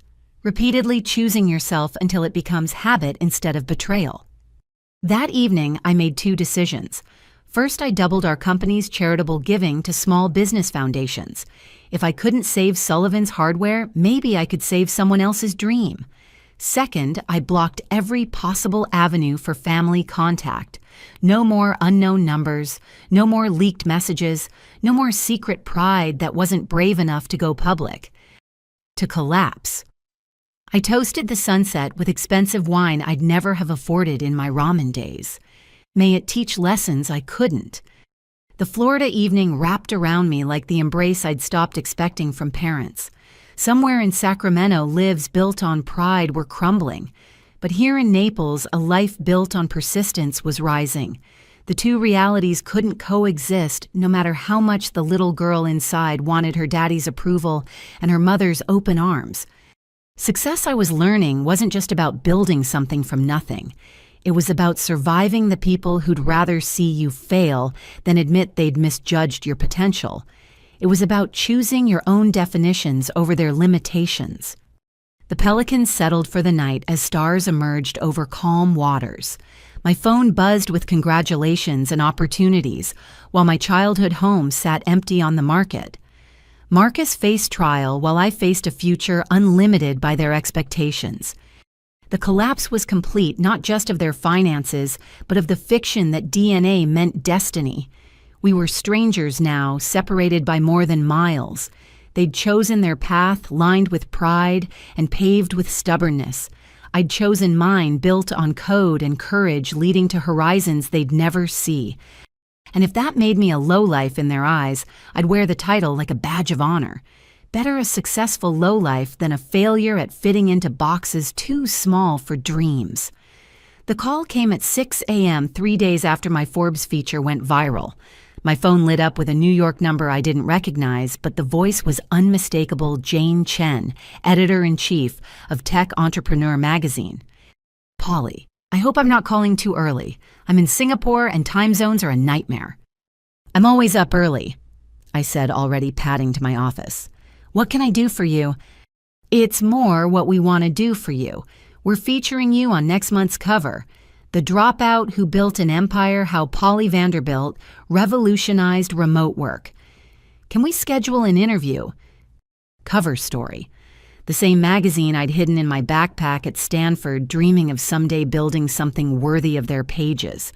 Now they wanted my face on newsstands nationwide. I'd be honored. The interview happened 2 days later, Jane flying to Naples personally. We talked for hours on my deck, diving deep into the technical innovations, the business model, the future of work. She carefully avoided family questions until the very end. "Your bio mentioned Stanford dropout, but not much else about your background. Care to elaborate?" "I come from small business owners," I said carefully. "My father ran a hardware store. That's where I first noticed inventory inefficiencies that sparked quantum logic's core concept." True enough to print, vague enough to protect, but Jane was sharper than that. "Hardware stores are struggling nationwide. Is your father still operating?" "No comment on family business," I said firmly. She nodded, respecting the boundary. "Let's talk about your charitable foundation instead." The photo shoot was surreal. Professional makeup artists transforming my beach casual look into power CEO polish. Wardrobe stylists debating between approachable genius and force of nature. We settled on simple elegance, a white blazer against the ocean backdrop code visible on my laptop screen. "You're a natural," the photographer said. "Most tech CEOs freeze up. You look like you belong here." Because I'd earned it, I thought. Every pixel of this moment paid for in sleepless nights and rejected pitches. "The article hits stands in 2 weeks, Jane promised as her team packed up. "Prepare for your life to change." More than building a $20 million company. That was business success. This is cultural impact. You're about to become the face of a movement. She was right. The magazine leaked the cover early and social media exploded. Dropout CEO trended for 3 days. LinkedIn crashed my inbox with connection requests. Competitors suddenly wanted friendly chats about potential partnerships. But it was the hometown reaction that cut deepest. "Have you seen this?" Rosa forwarded a link during our morning call. The Sacramento Bee had picked up the story. Local Stanford dropout makes tech entrepreneur cover. The article was brief, factual, but the comments section was a battlefield. Some celebrated a hometown hero.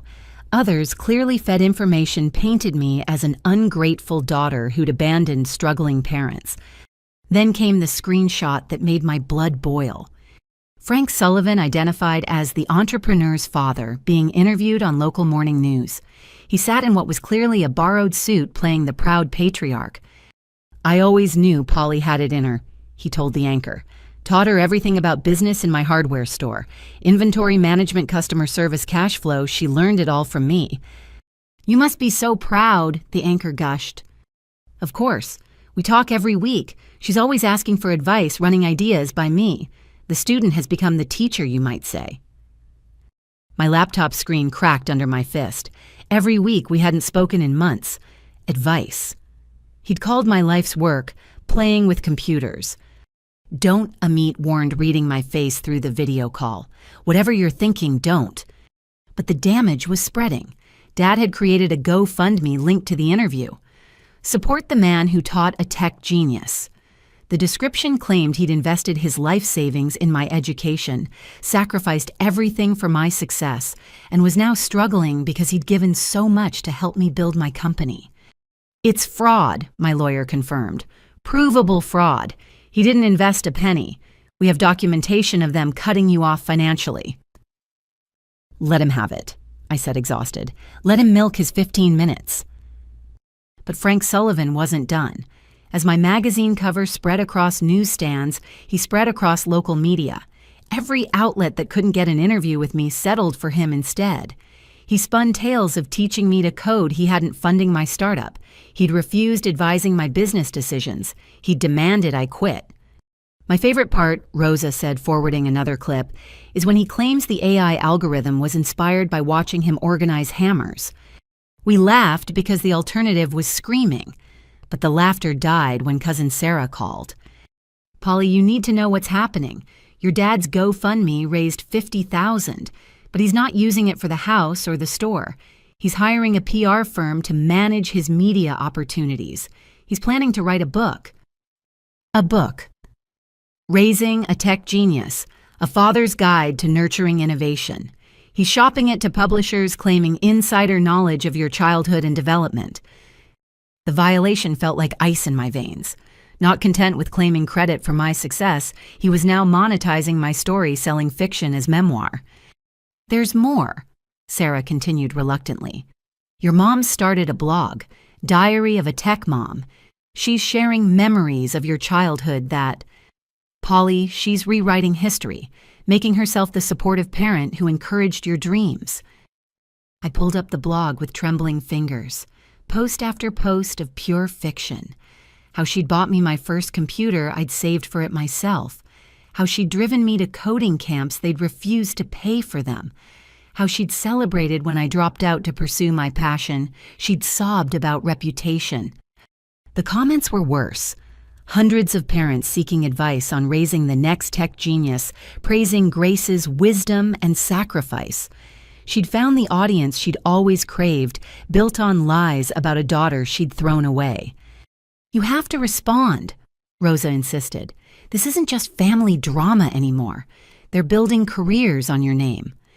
But I was done fighting for truth with people who preferred fiction. Instead, I called Jane Chen. I've been watching the situation, she said immediately. Want to make a statement? I want to make a donation. $5 million to dropout entrepreneur programs, specifically for those without family support. Call it the Making It Alone Foundation. That's a beautiful response. Can I quote you? Quote, this success isn't inherited or taught at dinner tables. It's built by those brave enough to believe in themselves when no one else will. This foundation is for every dreamer whose family couldn't see their vision, who had to choose between approval and ambition. You're not alone. The announcement hit the wire services that afternoon. By evening, it was trending above my father's false narratives. Donations poured in from other successful dropouts tech leaders who'd faced family rejection. We raised another $10 million in 48 hours. The best revenge, Ahmed observed, is massive success. But it wasn't revenge. It was reclamation. Taking back my story from those who'd rewrite it for profit. Building something real while they peddled fantasies. The magazine cover arrived at my door in a protective sleeve.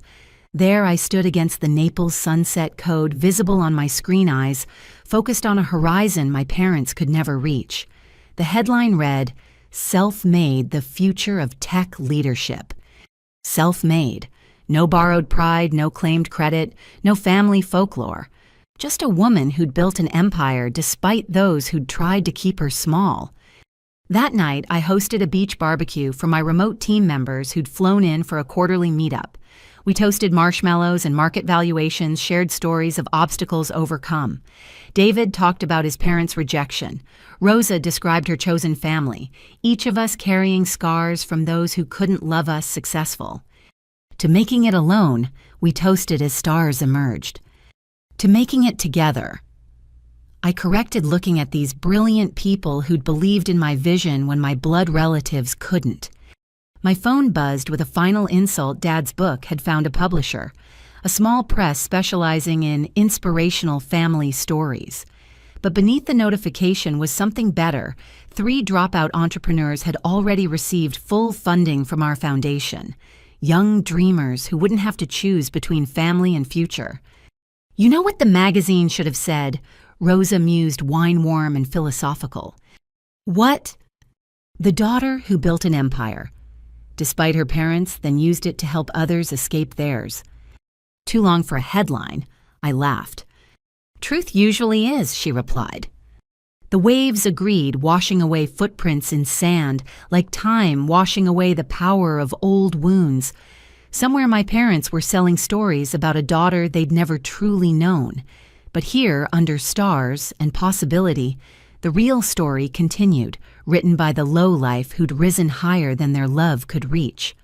The video call invitation came through official channels my lawyer, forwarding what he called the most interesting meeting request of his career. 15 family members wanted a virtual intervention organized by Aunt Martha and Cousin Sarah. The subject line read, "Family Reconciliation Discussion." "You don't have to do this," Rosa advised, reviewing the attendee list. "These people watched you get thrown out and said nothing." But curiosity won. 3 months after the magazine cover after Dad's book flopped, spectacularly turns out, lying about easily verifiable facts doesn't sell after Mom's blog got exposed as fiction by tech journalists who actually fact-checked they wanted to talk. I logged in from my office, ocean calm behind me. The Brady Bunch grid of faces that appeared looked like a casting call for suburban guilt. Aunt Martha commanded the center square. My parents flanked her like reluctant prisoners.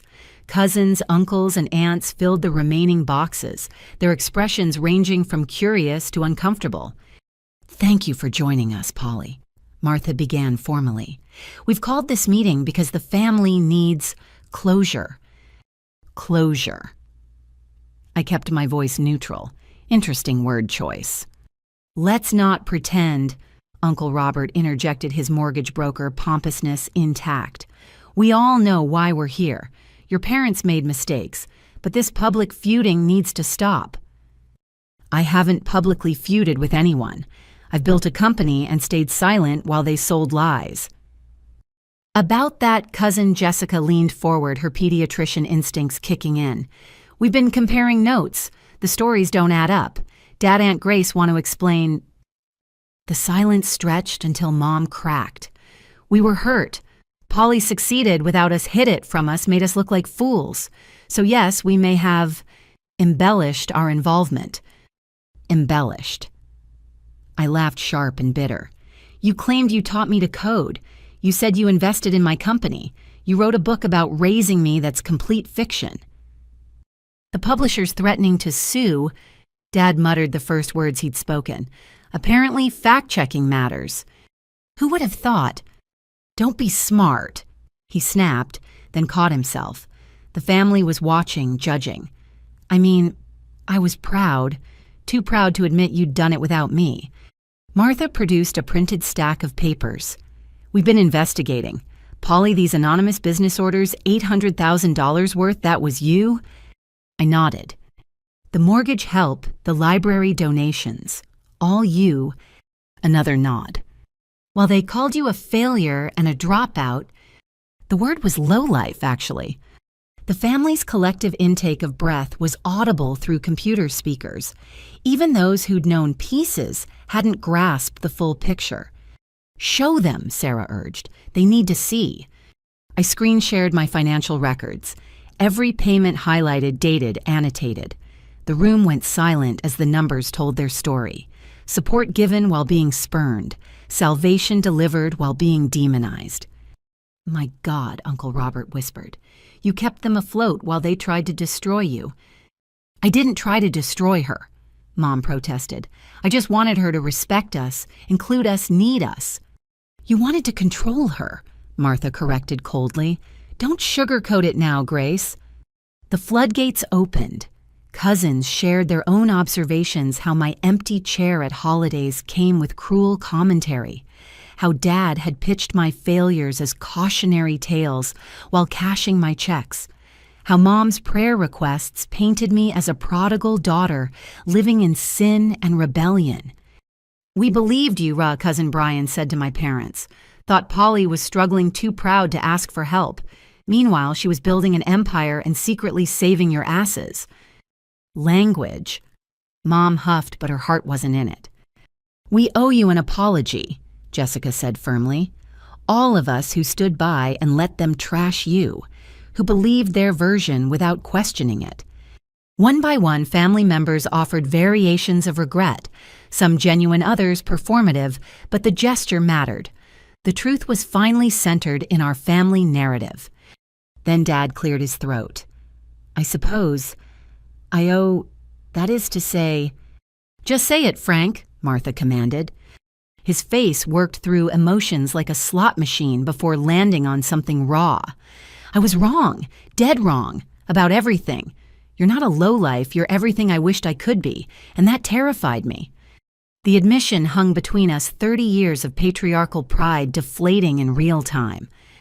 I know, I said simply, but knowing doesn't undo the damage. Mom asked desperately, what would make this right? I'd prepared for this moment, documents ready. First, public retractions. Every interview, every blog post, every false claim corrected publicly. Second, cease all media appearances about me. No more riding my coattails. Third, therapy. Real therapy, not church counseling. Deal with why you needed to tear me down to feel big. And then we can be family again, hope-colored Mom's voice. Then we can see. Trust rebuilds slowly, if at all. I'm not promising anything except to stop actively avoiding you. That's fair, Martha declared before my parents could protest. More than fair, frank grace. They nodded, beaten down by truth and witnesses. But I wasn't done. One more thing, Marcus. He's still awaiting trial, Dad said quietly. I know, I'm not pressing charges on the condition he gets help, real help. Therapy, addiction, counseling, job training, the works. But if he comes near my company again, that deal's void. You'd do that after what he did? Mom's tears were flowing now.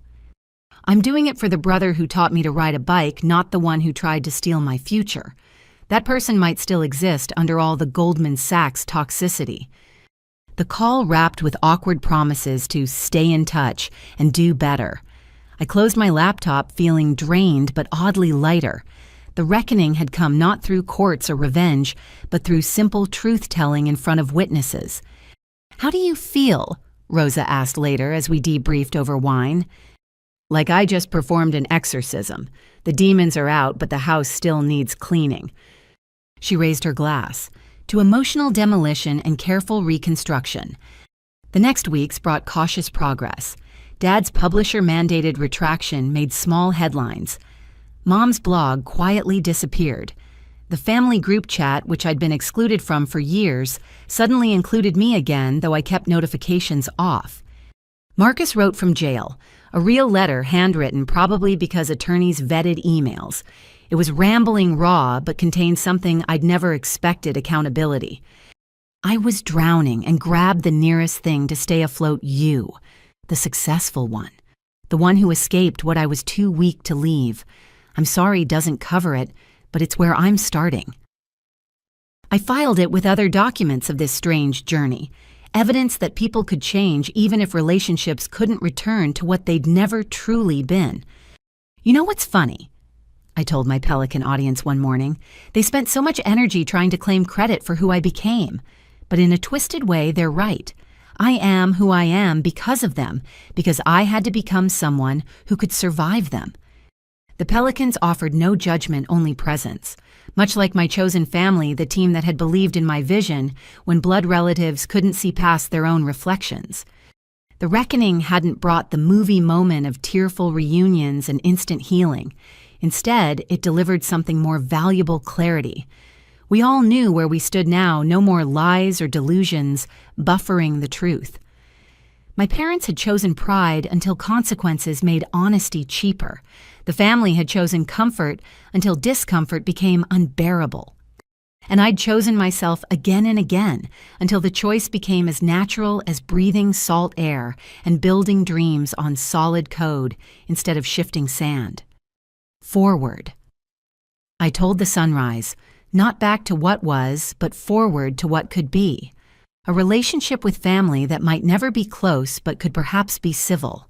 A brother who might find redemption in rehabilitation. Parents who might learn to love the daughter I was instead of mourning the one they'd imagined. Or maybe none of that would happen. Maybe the reckoning was the ending, not a beginning.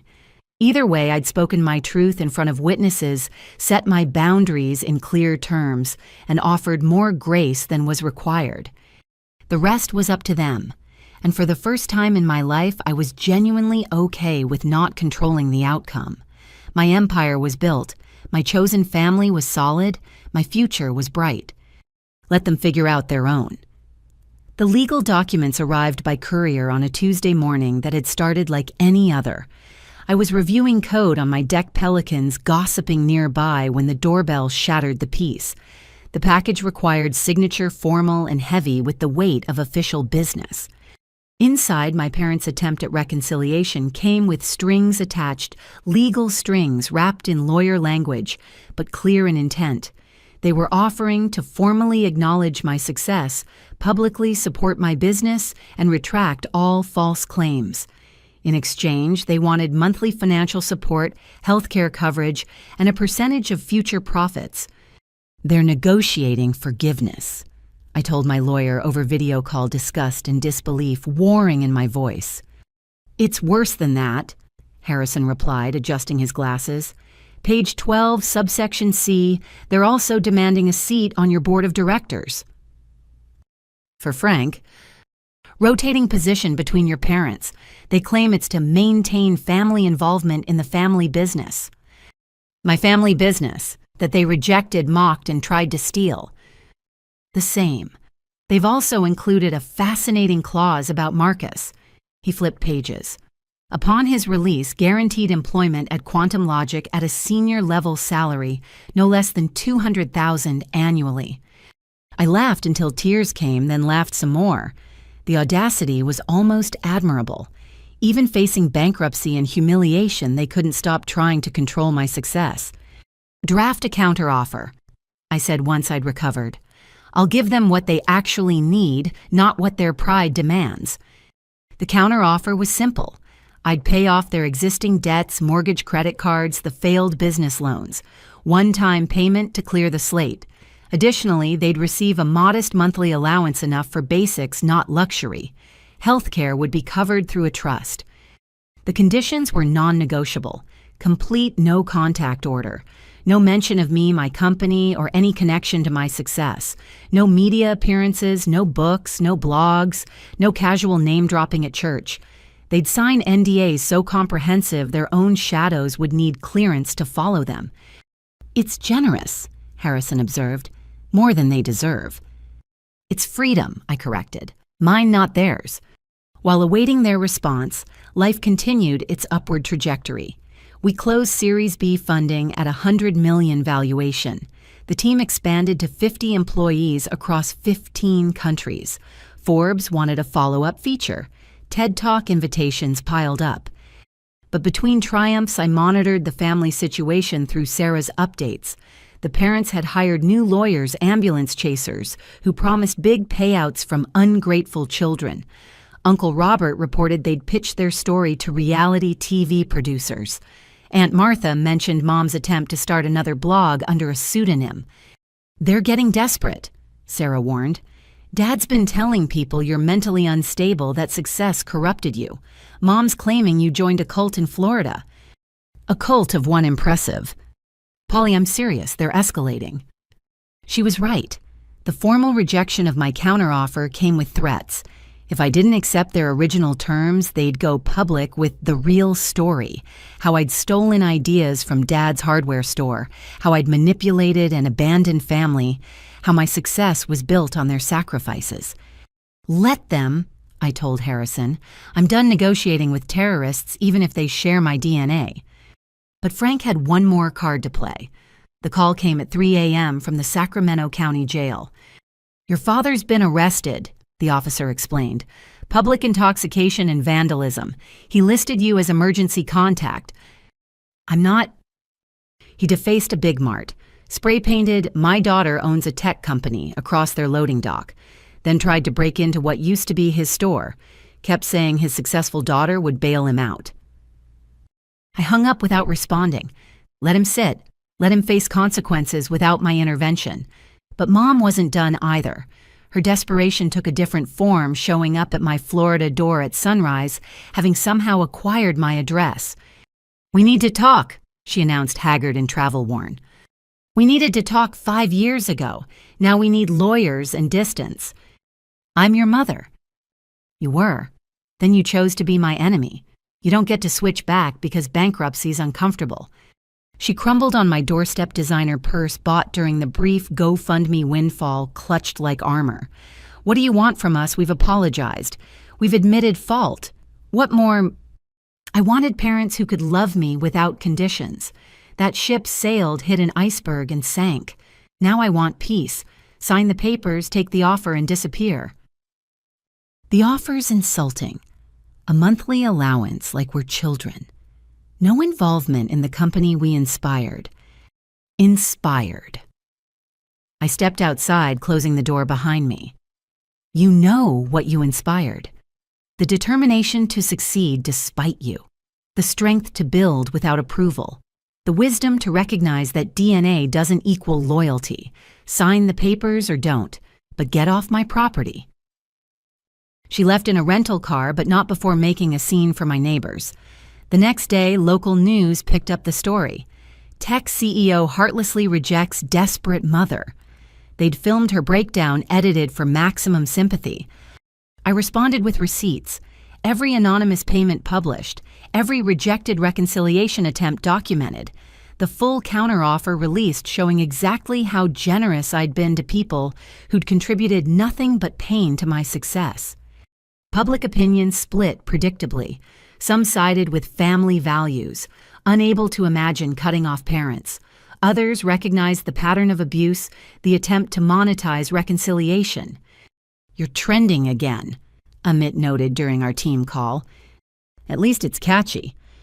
The final straw came when Frank, released on bail, did a podcast interview with a men's rights activist.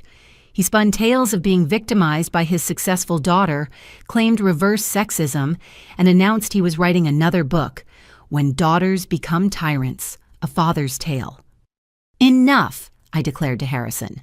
"No more offers, no more negotiations. Cut them off completely." What about Marcus? My brother's trial had concluded. 3 years probation, community service, mandatory counseling.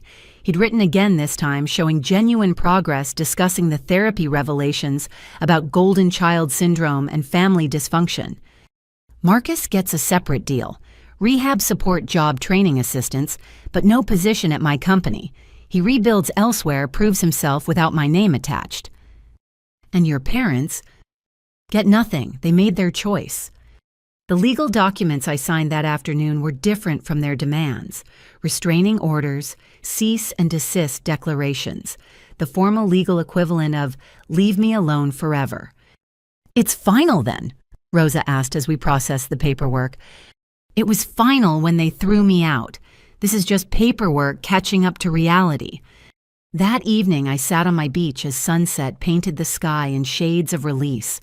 My phone buzzed with business new contracts, team celebrations, opportunities that multiplied like my parents' lies never could.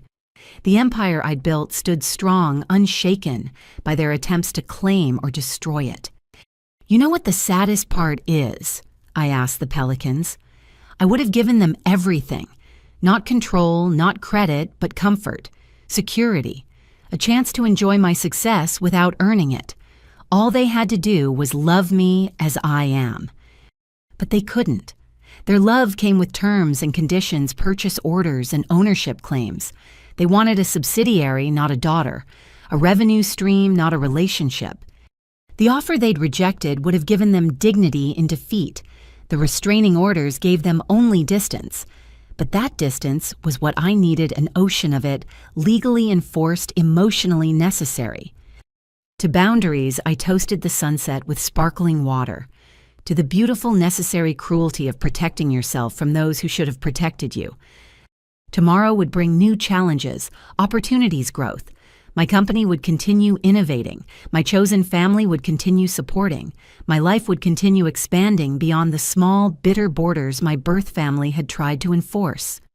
And somewhere in Sacramento, 2 people who'd had every chance would face the poverty of their choices.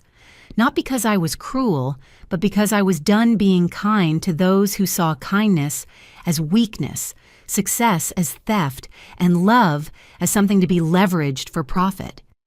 The pelicans settled for the night as stars emerged. My empire glowed with possibility, while my parents' world shrank to the size of their stubbornness. They'd wanted to negotiate forgiveness to put a price tag on peace. Instead, they'd learned the hardest lesson of all. Some things can't be bought back once they're broken. Some bridges once burned light the way forward instead of back. And some daughters once called lowlife rise too high to ever come down to their level again. The courtroom in Sacramento felt smaller than my childhood bedroom, packed with reporters, family members, and curious onlookers who'd followed the saga through social media. I sat in the back row, having flown in against my lawyer's advice. Some disasters demanded witnessing. Frank Sullivan versus Quantum Logic Solutions had become the tech world's favorite family drama. My father, represented by a strip mall lawyer who'd taken the case for publicity, claimed intellectual property theft, elder abuse, and malicious abandonment. The charges were ludicrous, but he'd found a judge willing to hear them. Your Honor. Frank's lawyer began, voice dripping with false sympathy. My client gave his daughter everything. Life lessons, business acumen, the very ideas that built her empire. Now she lives in luxury while he faces homelessness. Harrison stood smoothly. Defense moves for immediate dismissal. We have documented evidence that Mr. Sullivan cut off contact with Ms. Vanderbilt years before Quantum Logic's founding. Furthermore, his claims of intellectual property theft are particularly amusing given his recorded statements calling her work playing with computers. Objection. The strip mall lawyer was sweating. Those statements were taken out of context. Then let's provide context. Harrison smiled, predator sharp.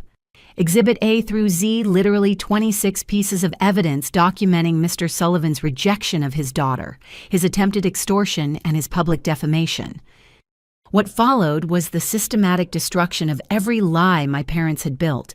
Security footage of them trying to steal my company, emails demanding controlling interest, the attempted blackmail. Dad's face progressed from red to purple, to a concerning shade of gray as his own words condemned him. Mr. Sullivan. The judge finally addressed him directly. Do you have any actual evidence that you contributed to Quantum Logic's development? Dad stood shakily. She's my daughter. Everything she knows. That's not evidence, Mr. Sullivan. That's entitlement. The gallery tittered. Mom, sitting behind Dad, dabbed at tears that looked real for once. Your Honor, Harrison continued, we'd like to present Ms. Vanderbilt's full documentation of financial support provided to her parents after they disowned her. The numbers scrolled on the courtroom screen. $800,000 in anonymous orders, $43,000 in mortgage assistance, $60,000 to the library that employed Mom. Gasps rippled through the room as the total exceeded $1 million. She gave us charity to control us. Dad exploded, lawyer grabbing his arm.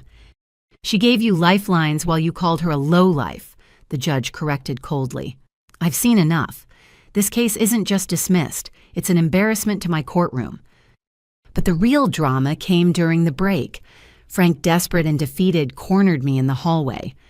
You've destroyed us, he hissed. Happy now. I'm free now, I corrected. You destroyed yourselves. Your mother's on antidepressants. I'm unemployable. Marcus might go to prison. This is what you wanted. I wanted parents who could love me without conditions. You wanted a daughter you could control. We both lost. His mask finally shattered completely, revealing not the hardware store owner who'd taught me to use tools, but a bitter man who'd mistaken ownership for love. You were supposed to need us, stay close, be grateful, not this. Not successful. Not superior. The word exploded from him like a confession. You made me feel small, Polly, my own daughter making me feel worthless. There it was, the root of everything. Not disappointment in my choices, but fear of my success.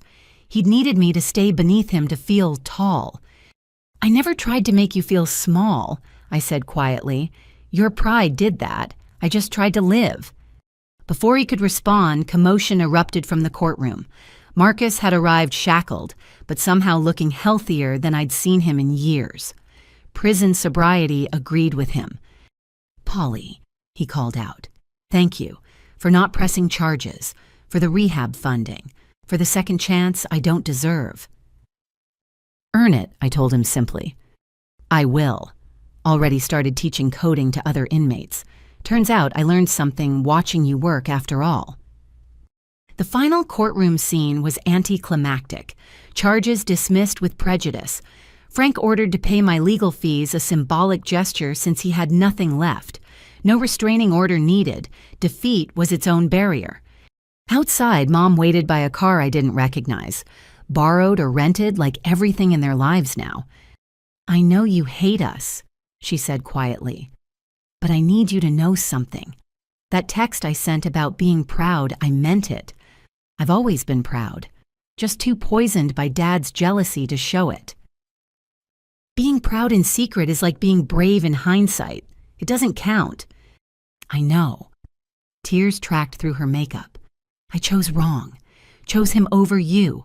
Chose reputation over relationship. And now I've lost both." "Yes," I agreed. "You have. Is there any way—" "No."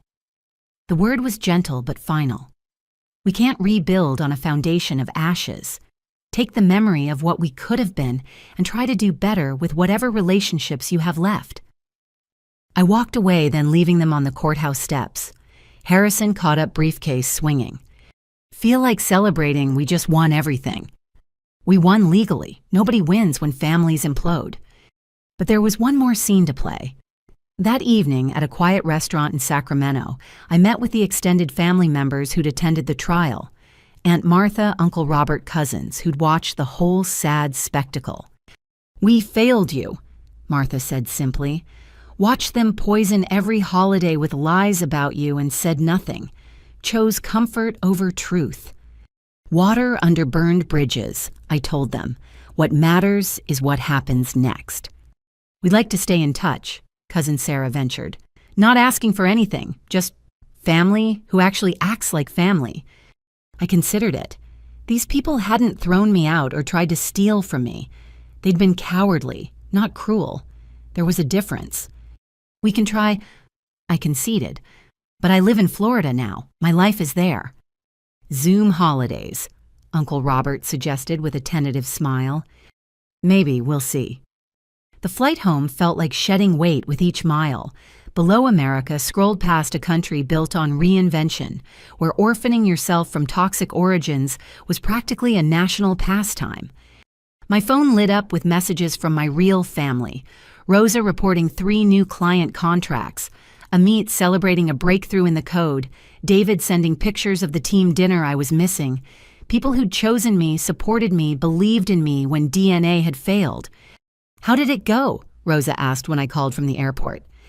"They lost everything, including the delusion they had any claim to my success." "And how do you feel?"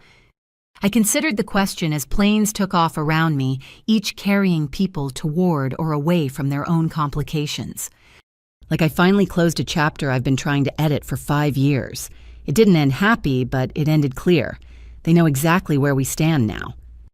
Which is nowhere. We stand nowhere to each other. And that's the most honest relationship we've ever had. The sunset over the Gulf was spectacular that evening, painting clouds and shades of forgiveness I didn't owe anyone.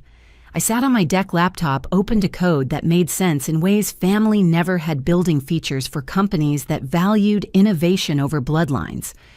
"You know what's funny?" I told my Pelican audience the next morning.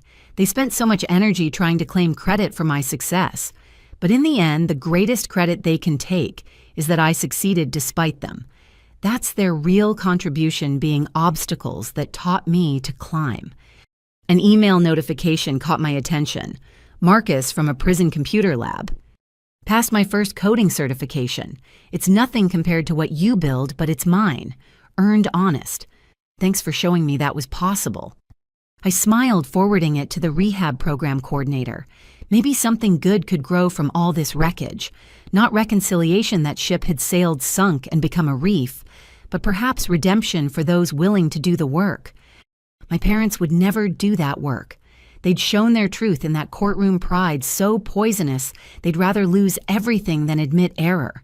They'd live smaller, bitter lives now sustained by complaints instead of my charity. But that was their choice, as staying away was mine. To resolution, I toasted the sunrise with coffee. Messy, painful, necessary resolution. The pelicans squawked agreement or hunger. Either way, they were more emotionally consistent than family had ever been. I fed them fish and got back to building empires that no one could claim but me. The resolution wasn't happy, but it was complete. No more anonymous payments or secret pride. No more hoping for change from people committed to staying stuck. No more negotiating with emotional terrorists who happen to share my genes. Just forward, always forward. Building higher, reaching, further succeeding, louder than their doubts had ever been. The lowlife daughter had become everything they'd feared, independent, successful, and free. And that was the greatest resolution of all. The sunset painted the gulf in shades of gold and possibility as I arranged place settings on my deck. Real china this time, not paper plates, a small symbol of permanence in a life I'd built from temporary things.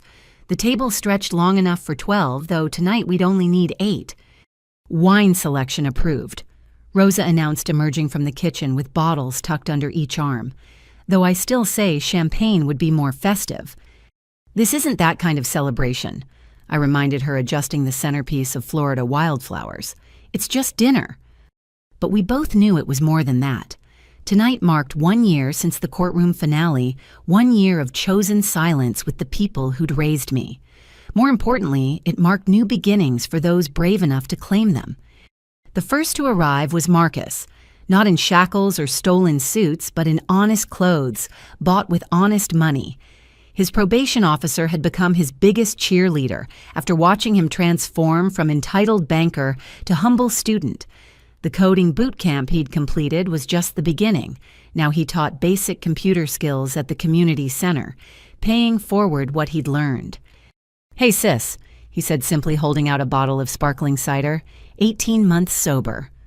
"Proud of you," I replied, meaning it. We'd never be close too much water under burned bridges, but we could be cordial. He'd done the work to earn that much. Aunt Martha arrived next with Uncle Robert carrying a homemade pie that smelled like childhood Thanksgivings before everything went wrong. They'd become regular video call fixtures, rebuilding connection through pixels before attempting it in person. "Your mother would die if she knew we were here," Martha said, then caught herself. "Sorry, I shouldn't." "It's okay. How is she?" "Existing. They both are. Moved into a senior apartment complex, living on Social Security and stubbornness. Frank found work as a part-time cashier. Grace volunteers at the food bank she used to donate to." I nodded, feeling nothing. Not satisfaction at their fall, not guilt for my absence. Just nothing. The opposite of love wasn't hate, it was indifference, and I'd finally achieved it. Sarah and her new husband arrived as the sun touched the horizon. She'd sent wedding invitations to everyone, including my parents, but they'd refused to attend if I was there. So they'd missed their niece's wedding to prove a point that no longer mattered to anyone but them. "Thanks for the startup loan," her husband Jake said, shaking my hand firmly. "The food truck's doing amazing, already planning a second one." "Pay it forward when you can," I told him. "That's the only interest I charge." The final guests were the heart of it all, Rosa and Amit, my chosen family who'd flown in for this dinner, and the board meeting tomorrow where we'd discuss our latest valuation, $200 million and climbing. They carried laptops even to social dinners, success and friendship intertwined in ways my birth family had never understood. We ate seafood and stories as the sky darkened. Marcus shared his students' victories, elderly people sending first emails, former inmates building resumes, kids discovering they could create instead of just consume. Martha talked about the family members still too proud to reach out, but who followed my success through news articles. Sarah showed wedding photos from the beach ceremony my parents had chosen to miss. "I have news," Marcus announced over dessert. "Got a job offer, Entry-level developer at a startup in Austin. They know my history, my mistakes. Want me anyway. When do you start? I asked. Next month. Fresh city, fresh start. Following my big sister's playbook, sometimes distance is the only way forward.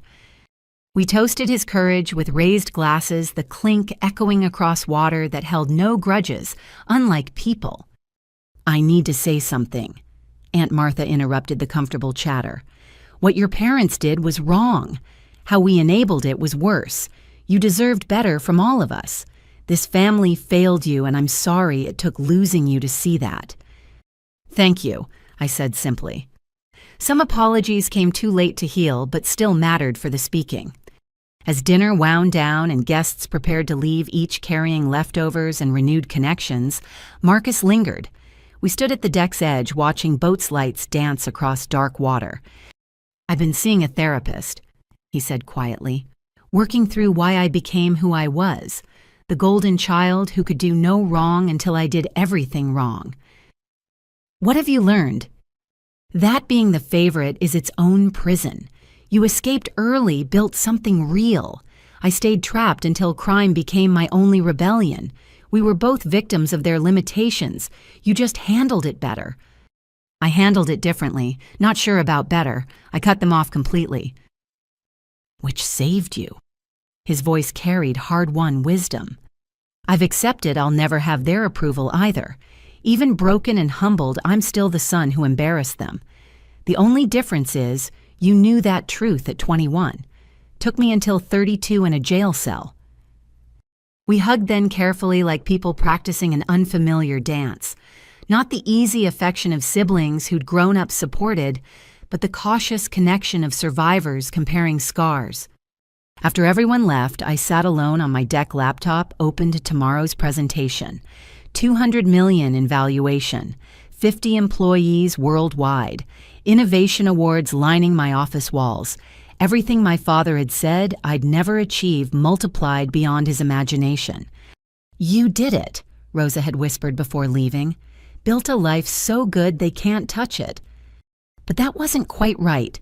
They could still touch it. Their absence was its own presence, a family-shaped hole nothing could fill. The difference was I'd learned to build around that absence instead of into it. Like a tree growing around a fence, incorporating damage into design. My phone buzzed with a notification, an unknown Sacramento number I almost ignored, then recognized the area code of the senior complex Martha had mentioned. I let it ring through to voicemail, then listened to my mother's tearful message. I know you won't answer. I know we ruined everything. I watch the news. See your success. And I'm so proud, Polly. So proud and so sorry. Your father's too stubborn to admit it, but he reads every article, saves every mention. We failed you, baby. We failed you and we know it, and we're sorry. I love you. I've always loved you. I just loved wrong. I deleted the message, but not before saving it to a folder labeled Evidence of Growth. Not theirs, they'd stay stuck forever choosing pride over peace. Mine. Evidence that I could hear her pain without needing to fix it, could acknowledge her love without accepting its conditions. Tomorrow would bring new challenges, the board meeting about international expansion, 3 acquisition offers to review, a speaking engagement at Stanford returning triumphant to the place I'd left in seeming defeat. But tonight was for gentler victories, a brother choosing sobriety, an aunt choosing truth, a family rebuilt from volunteers instead of conscripts. I opened my laptop and began typing.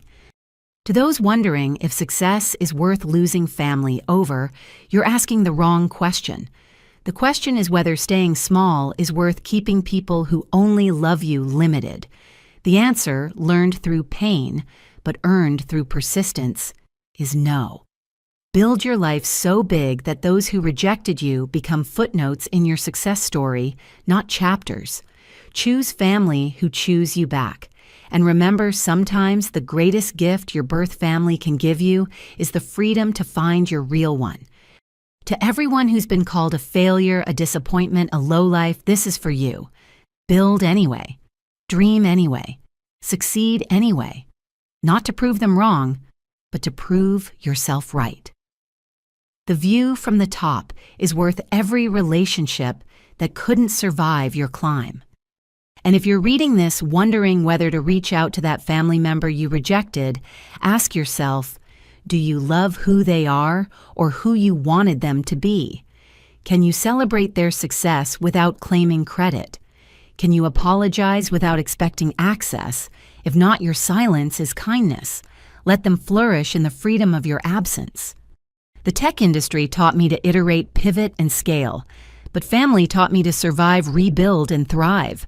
Both lessons were necessary. Only one was given with love. Thank you for following this journey.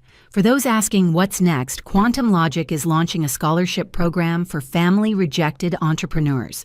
Because success shouldn't require approval, and dreams shouldn't depend on DNA. Like this post, if you've ever been called too ambitious. Comment with your own story of building despite doubters. Subscribe to follow our international expansion. And share this with anyone who needs to hear that family isn't about blood. It's about who shows up when you're building something from nothing. Remember, you're not obligated to stay small to make others comfortable. You're not required to dim your light because it blinds those who chose darkness. And you're definitely not a lowlife for choosing growth over groupthink.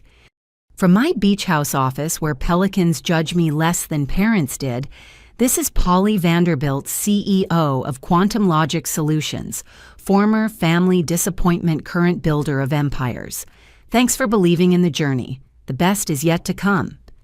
I hit publish, watching the post go live to millions who'd followed this strange saga of success and severance. Within minutes, comments flooded in stories of other builders who'd chosen dreams over dysfunction, who'd learned that sometimes loving yourself means letting go of those who can only love you broken. The moon rose over calm waters as my chosen family texted goodnights, and my birth family lived with choices they'd made in anger. Between those two realities, I'd built a third success that needed no one's permission, peace that required no one's approval, and a future bright enough to blind those who'd tried to keep me in the dark. To new beginnings, I toasted the stars with herbal tea. To the families we choose and the empires we build. To every lowlife who rises higher than high lives ever dared to dream. The notification counter climbed past 10,000 likes, 20,050. Each one a person who understood that sometimes the only way to honor where you come from is to go somewhere better. Who knew that DNA was just letters, not destiny? Who'd learned that the greatest revenge isn't proving them wrong, it's proving yourself right, then moving on to prove something else entirely. My empire glowed with possibility. My chosen family grew with every connection. My peace deepened with every sunrise that didn't require their approval to be beautiful. And somewhere in Sacramento, two people who'd had every chance were learning the hardest lesson of all. When you tell a dreamer they're nothing but a lowlife, sometimes they'll believe you just long enough to build a life too elevated for you to ever reach again. But that wasn't my story anymore. My story was tomorrow's board meeting and next week's expansion and next year's innovations. My story was every entrepreneur I'd fund who'd been told they weren't enough. My story was proving that families are built on choice, not chromosomes, and that the best beginnings often require the hardest endings. From my deck overlooking endless ocean, I closed my laptop and breathed salt air that tasted like freedom. The pelicans had long since gone to roost, but I stayed up watching stars that didn't care about my parents' opinions, waves that wouldn't stop for anyone's approval. Tomorrow would bring new challenges and greater successes. But tonight I sat with the quiet victory of surviving those who should have supported me, of building higher than their love could reach, of becoming everything they'd feared and more than they'd ever imagined. The lowlife had risen. The empire was built. The future stretched ahead, unlimited by their limitations, undefined by their definitions. And that was the greatest success of all.